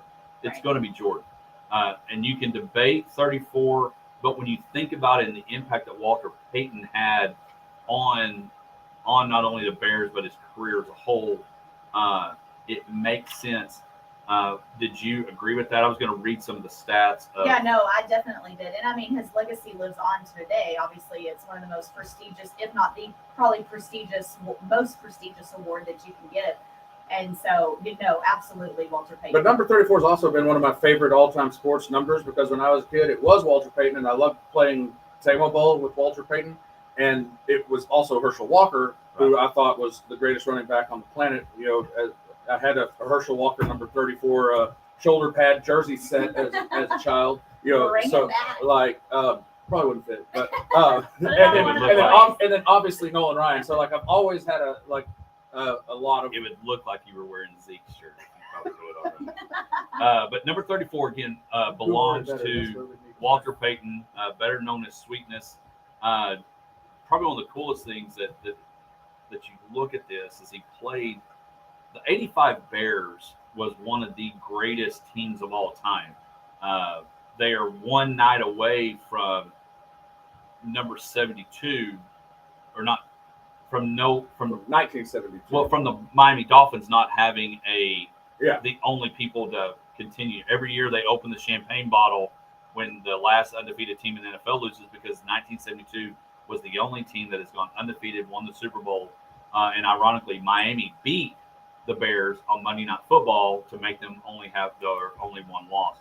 Walter Payton had 2,000 yards from scrimmage in 1985, led the Bears in receptions. Hall of Famer, or he caught more passes than Hall of Famer wideout Lynn Swann, who played for the Steelers. He rushed for over 1,200 yards 10 different times. And as Misty mentioned, the Man of the Year now, the NFL Man of the Year, is called the Walter Payton Man of the Year, recognizes the player who has a big role in his community. Dak Prescott was the latest winner of that award. And so, but I knew Nolan Ryan would be very resonating with Josh and even myself. Yeah. And so that's why, and Greeny mentions it in the interview that we had, that Nolan Ryan needed to be in the book. And I love the fact in the book, he says Nolan Ryan wasn't the greatest pitcher of all time. He wasn't even the greatest pitcher in his era when it came to wins and losses. But when it came to dominating on the mound, Nolan Ryan was it. For sure. And you look in the book, references the number 53 for Nolan Ryan for the, I guess, major league records that he has held at one time. Some I don't think he still holds. But yeah, so 53. The reason Nolan Ryan has 53 is the 53 Major League Baseball records he broke or tied during his career. And so, and it's one of those things that sometimes it's like I don't understand how you make the statement of like not the greatest pitcher of all time, or maybe not even the greatest of his era. I have a hard time with like making that distinction because his era was so long that it's kind of like who do you judge it against? Like a 7-year peak in a particular time, or just never winning a Cy Young award, which is something that is really, if you think about it, it's kind of just strange because to lead the league in strikeouts basically like every year, it's just like who's gonna, I don't know how many it officially was, I can't remember off the top of my head, but What's that? How many years he won the strikeout crown, like it was just piling up strikeouts in an era, especially through the 70s and 80s, people didn't strike out, like it wasn't just like you go up there just swinging away like they do nowadays. In 1973, he had 383 Ks, which is still a record today. Of course, the records that I don't think will ever going to be touched, which is very similar to we talked about Walter Payton. His record got broke because of Emmitt Smith. Emmitt Smith will never be broke because of we don't run the ball enough, and no running back's going to stay in the league long enough to do that. That's one thing I don't understand is how Peyton Smith, how those guys nowadays we think, 4 or 5 years that guy's trash, get him out of here, and those guys did it for decades. And we're very competitive. And the rules today, even though they do protect the quarterback and the receiver, for the most part, they still protect the running back as well. Because the other records that I don't think are going to be touched by Nolan Ryan is the 7 no-hitters, his first no-hitter, last no-hitter, 18 years between the two. Back to your longevity. Yes. The other thing is the 5,714 strikeouts. Randy Johnson is in second, and he's 839 strikeouts away from there, and he's not coming back to get those. Right. So that record's not ever going to get broke. The other thing is nobody pitches long enough, innings or career, for Nolan's records to even remotely be touched. No one pitches enough innings in a year, even in this strikeout happy, even era, juice in the ball. The strikeout happy era, no one pitches long enough into games or enough games a year to get 300 strikeouts. And Nolan Ryan had 300 strikeouts in a season multiple times. So that's just one of those things. But when you dig into the secondary stats, you 7 no-hitters and the all-time leader in strikeouts and things like that, obviously is very impressive. But the amount of shutouts that he had and the amount of one-hitters that he had is also just insane. It's very similar to Jack Nicklaus. We talk about 18 majors and forget how many times he was a stroke or so away from winning another major because he was a runner-up. And that's what I read an article yesterday that was going through the Nolan Ryan 6th no-hitter and out of the lead up to it. And I think for the Rangers, he had in that season before, had two one-hitters that were broke up in the 9th inning. And it said the two guys that, it says, of course, everyone remembers, and it was two guys that you might as well have been, Steve and Bob. You've never heard of them in your life, but they had a hit in the 9th inning against Nolan Ryan that kept him from getting a no-hitter. And those guys tell their kids that. Yeah. No, I think that you'll really love this because you haven't read this, right? No, I have not. So this is interesting. If the pitcher began his career today with 300 strikeouts in his rookie season and then matched that for the next 18 seasons in a row, he would still be 14 shy of Ryan's record. Like I mean, that is that's absolutely total domination right there. Well, and he was known for going 9 innings. You know, complete games are no longer a thing, Right. Because we want to take care of our precious arms, Mhm. and so that doesn't even happen anymore. 300 wins. I don't think we'll see another 300 game winner, and so Nolan Ryan is domination along with sweetness. Walter Payton, of course, everybody remembers one of the unfortunate things is Walter Payton did not score a touchdown in the Super Bowl And in the Fridge 1980, and the Fridge did. And so, but anyway, Walter Payton owns number 34. Nolan Ryan owns 53. Be sure you go out, get your copy of Got Your Number, written by Mike Greenberg and Himbo. It's a great book. You'll enjoy it. Get after it. And so we'll pick another number next week. It's been a lot of fun. When we come back, we're going to try to educate yourself, and we'll see what Josh thinks we need to know right after this. And obviously, I mean, Robin Ventura. That's another reason why we love Nolan Ryan. Oh, I Greeny kinda got- even mentions that in the Yeah, book. he does. I kind of got. I cut think off you and I were I was gonna going say to the talk same thing. about. We already talked about it though, because I was going to not use the McCamey thing to lead into like talking about like cutting like cheating the system, you know, Oh, yeah. So now I'm kind of like I don't know what to talk about. I'm going to think about it for a second. Give me a moment. We'll leave you alone. So Oh, I thought you meant you were going to talk about the McCamey deal. no, I was going to use that. What as that part of girl my should have PA. done and started doing this Yeah, to that girl. but my knowing is half the battle is going to be like coaching people to cheat the system. You know, like I was going to use that as one of my but we already talked about that. But I think you can still tie it back. Yeah. So you're saying coaches don't need to do that. Right. And it just in life in general, you know, like cutting corners, cheating, you know, like taking advantage of like I don't know. But now I don't know how I'm going to word it because I got confused. You've got a few commercials to figure that out. Mm-hmm.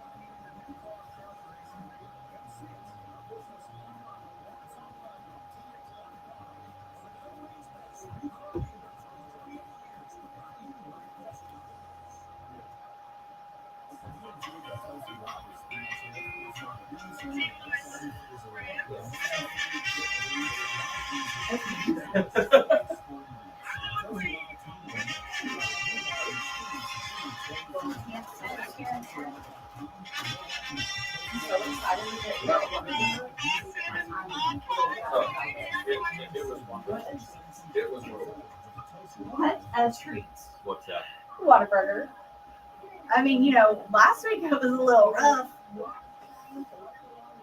Doing it without food? Yeah. Y'all better be glad I didn't eat the burrito. I said small balls without it.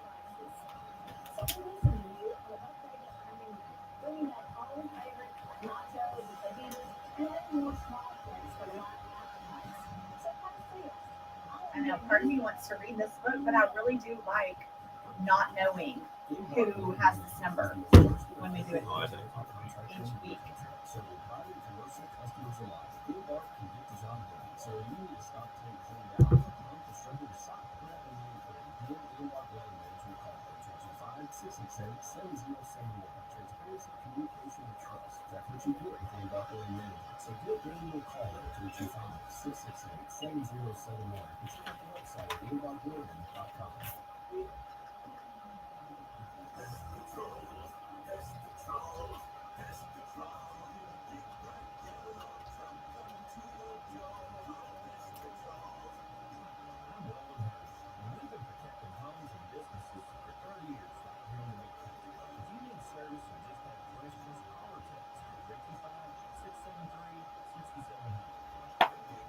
Yeah, a little truck.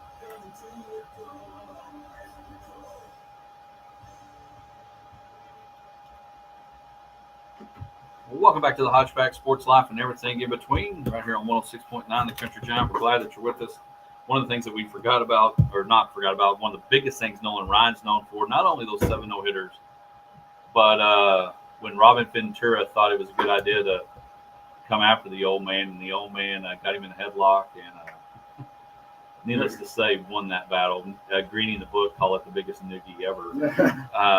Share it. Yeah, he did. I had the picture of poster at the house with Nolan Ryan, Western Scene, wearing like a duster, and was definitely I'd sit on Nolan Ryan posters. the new sheriff in town for sure. So, a couple of things I want to make a mention. We didn't get it into our Big Country Electric My Town segment, but do want to plug the WABT Women's All Pro Tour Golf Tour coming to Abilene again for year number 3 for the Mackey Construction Invitational, and it is happening June 20th through the 24th of June 20th will be the Pro-Am. So if you want a team, feel free. You can give me a call at 325-660-0406, or you can call Christy Thaxton, and she can get you hooked up as well. Her number is 325-669-8519.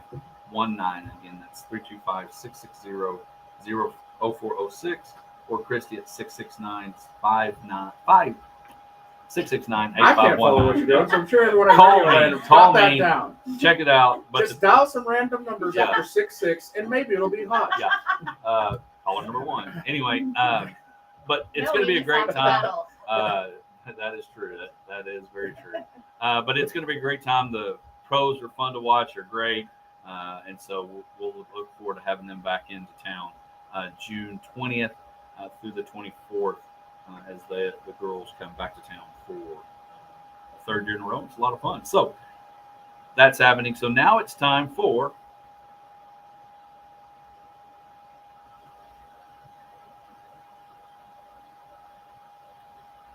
All right. Well, as I was mentioning to my cohorts here, my thought of today was to let people know that that if you have to scheme to win something, you're really not winning. And I was actually going to talk about that McCamey catching incident, and then we kind of talked about that already, and it threw me off. So now I'm not on my game at all, which I'm not usually on my game, so it's par for the course. But I've thought a lot about that particular deal where like the catcher is trying to elicit a batter interference call, and doing so in such a manner that's like detrimental to the game as a whole, and maybe it helps you win. And so, like, I guess at the end of the day, if you win a playoff game for that, I guess you get another trophy and you feel good about yourself. But when you have to play schemes to win something, is that, especially from the coaching side, what are you teaching your children in that? And that reminded me of several things that I've seen, especially in small,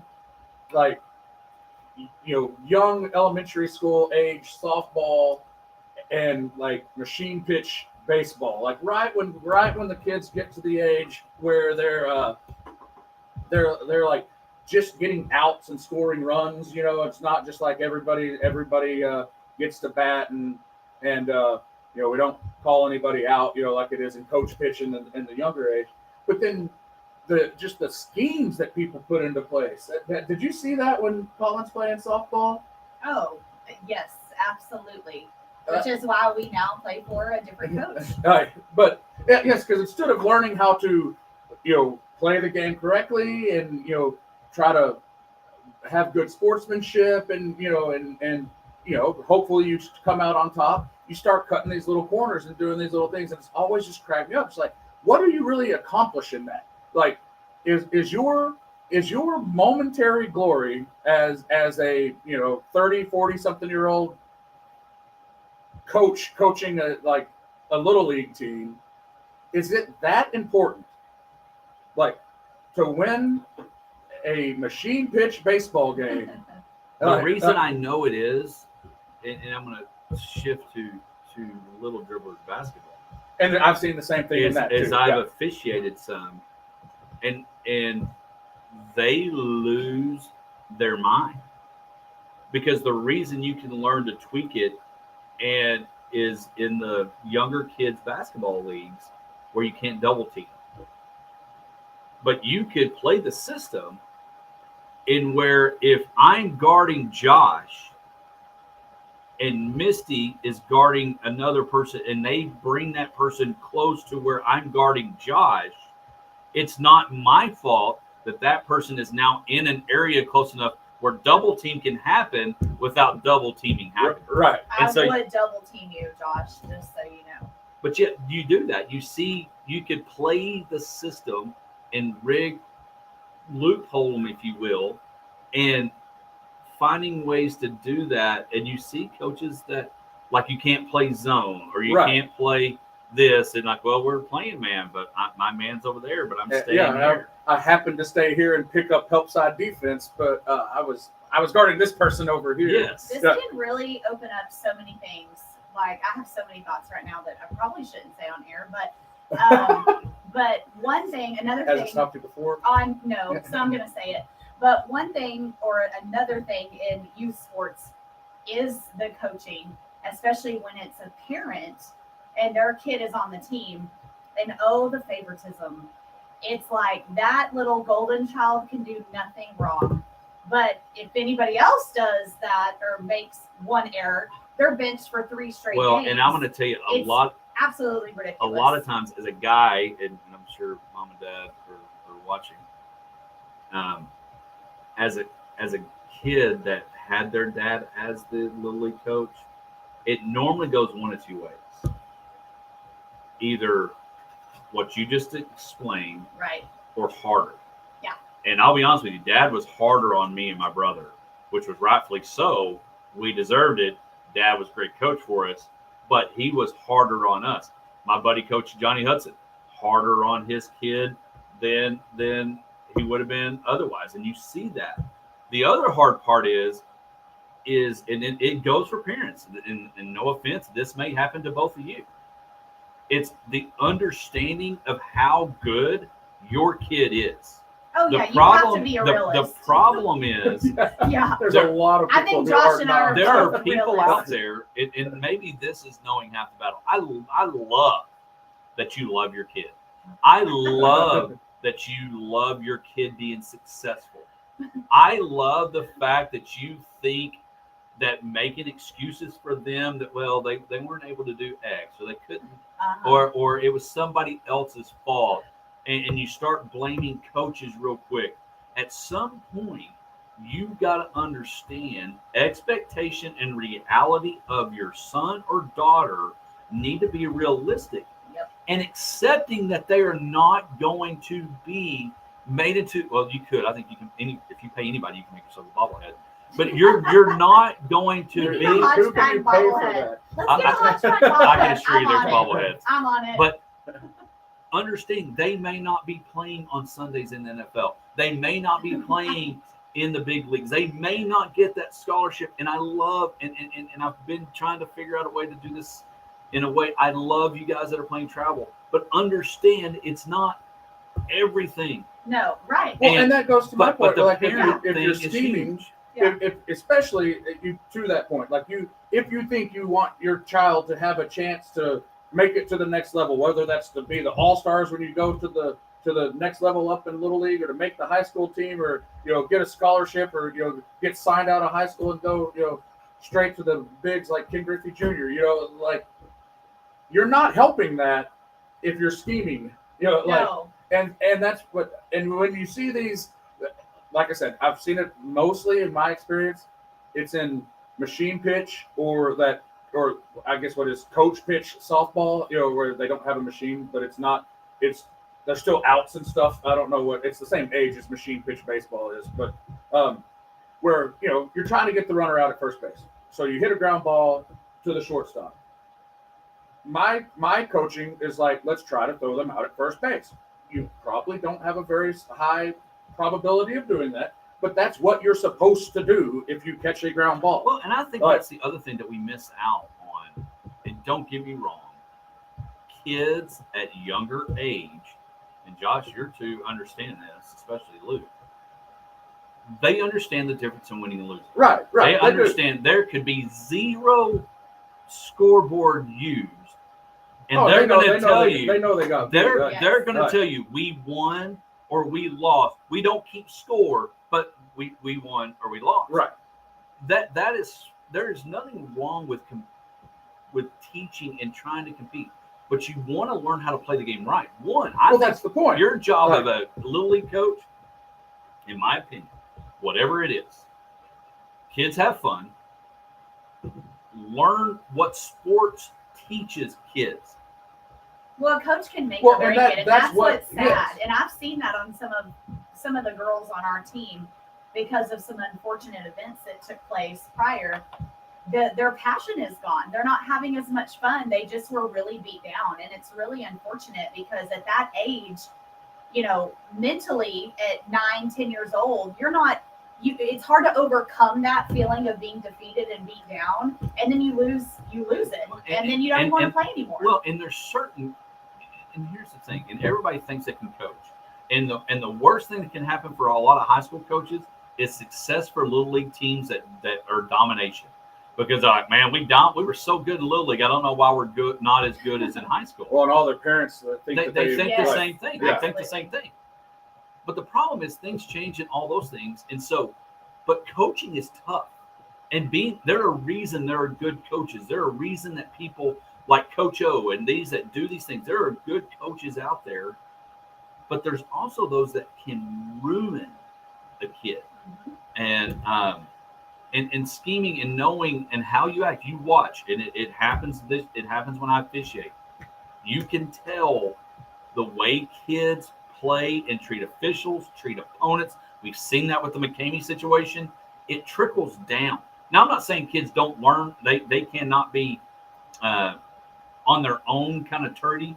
Oh, yeah, they can. They Right, can on their own. absolutely. But a lot of that stuff is taught and learned and but watched. you know if that's the case or not after it happens when you see how the reaction is. Like in this McCamey situation, if that girl just the catcher got frustrated and things weren't going her way, or she had this scheme pop in her mind, like I'm going to get batter's interference and get this runner out, and did that on her own, there would be repercussions from the coach, from the parents, from the school. Right. Like putting out a statement that we regret what happened. That we don't talk about disciplinary matters in public. Like whatever. But we're And gonna there's- handle it. Yeah, Right, and handle.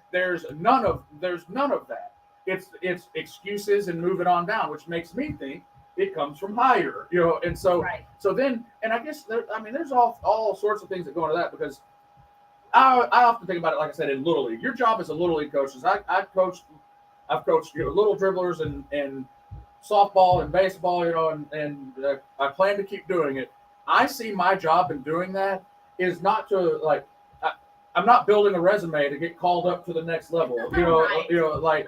Like Coach McCarty at ACU's not be like, I saw him coaching that Little League game. We might need a new assistant on He had a staff. really good windmill like- bringing that kid home. So I mean, but I think a lot of coaches, that is kind of like their mindset, or they really have this thing that the winning and losing becomes very important to the coach. Now, I'm a bad loser. I've always been a bad loser. I've always said if you don't want to win, you shouldn't play the game. Like that's not maybe like the best, but You're competitive. but still, I see my job as a children youth sports coach as to make sure the kid has fun, so they want to keep doing it. Right. Because if you quit after you're 6 years old because you didn't enjoy it, then that's a loss to me. Like as a coach, that's the thing that would be like, that's the big L in the loss column. And the other is let make them better. Make Right. the kid Teach them better. the game, yeah. Learn how to play the game. And if you're teaching, let's not try to throw the runner out. Let's not throw the ball. Let's field the ground ball and run it back to the pitcher's mound so the batter can't advance any further. And then we'll just wait till 3 people strike out. Which is quite literally how a lot of them play. Right. So that you're not playing baseball. It's field the ball, run it back, and hand it to the pitcher so then the runner can't go. And if you do that enough, no runner will take an extra base. So it'll have to take 5 guys will have to hit before someone scores a run, and most likely 3 people are going to strike out before that happens. And on that note, we're going to head to commercial, get wow, ready for the that's break. my rant. And that is knowing is half the battle. But it is a true. Have you all seen that? Like, Oh, like, yeah. You know, Oh, it's well, like oh, we're not even playing the same game That's- anymore. You know, yeah. like No. There's just, like I said, there's so much I can talk about all of that, but yeah. yeah, and softball stuff. And that other thing is like coaches, first base coach. I witnessed this past year. What? As soon as the pitcher lets go of the ball, run. Right. You're not allowed to skate, Right. but you can Yes. run. Oh, yeah. So the pitcher lets go, and they take off every single time, with the goal being when the ball is hit, you round second, so you get to go to third when Right. they stop the play. Exactly. Oh, You know, yeah. like, so it's just you're not learning how to play. You're scheming a kid's game instead of learning that eventually someone's going to pick up that ball and throw you out. Yeah. No. You know, like, It is crazy. And like the coaches live vicariously through their kid. Like maybe they play at a higher level or they are a coach or whatever. But yeah, when I coached college basketball at AYSA a couple years ago, she hated it because I was way harder on her than anybody else. And I don't know. I just think just be fair across the board. And for some people, they just can't do that. I mean, they see their kid, and it doesn't matter what they do, how many balls they miss, whatever, they're going to stay in that position the entire tournament. Others, they'll yank them out, after a few errors or whatever. But yeah, we're just playing coach baseball, but it's and crazy. it turns into like a dog pile when a ball's hit. Like every kid runs after it, but I do my best at making my sons not play the two front infield positions. I make them rotate back at least sometimes because they will get every ball. They need to share with others. It's time to go. See you later, Hodge. Can't leave. I don't have my bobblehead, my coffee cup, my cell phone. That's all I need. All my stuff.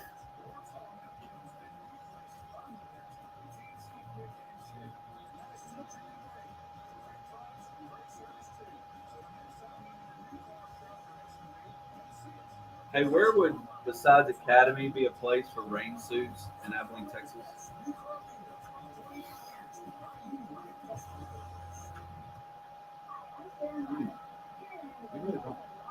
We don't really have any other sporting goods stores, do we, at all? That's really weird. A town of this size that has no sporting goods store. I wish there was, I think Dick's Sporting Goods has, ironically, smaller stores that aren't as big as their other ones.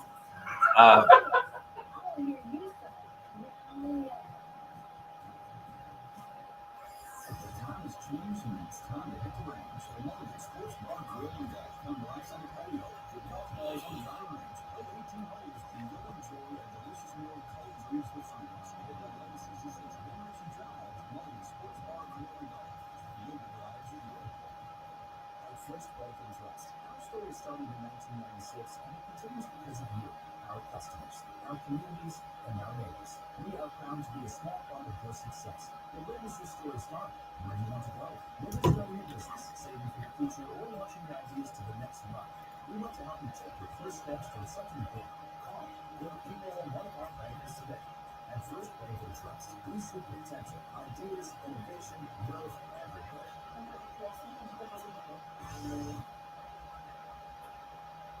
Welcome back to the Hodge Pack Sports Life and everything in between. We're so glad that you chose to start your weekend with the Hodge Pack every Friday morning, 106.9 The Country Giant, 7 to 9. We're glad that you're with us.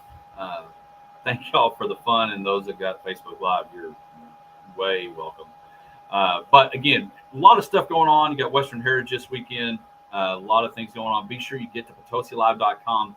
Check out their shows that are coming. Tons of shows. We saw the Kentucky Headhunters last night. Coming up, we got Billy Joel next Saturday. You've got Confederate Railroad, Mike Ryan. Of course, Summer Jam loaded with Clint Black, Wade Bowen, Giovanni, of course, Della Rose, Kirk House, tons. Be sure you get your tickets. Check them out as well. And so we appreciate everybody tuning in. We'll be back next week. We'll look at more how the Texas Rangers are doing and more big country athletics. Good luck to all those that are trying to end a series or extend the series and keep playing baseball, softball, and good luck to those running track, golf, and tennis. Busy time of the year, so be sure you always tune in to KLGD1069.com. JB coming in at 10 o'clock, and of course the Texas Two-Step with Greg Austin. And enjoy the rest of the weekend. We'll be back next week with more Hodge Pack, Sports Live, and everything in between.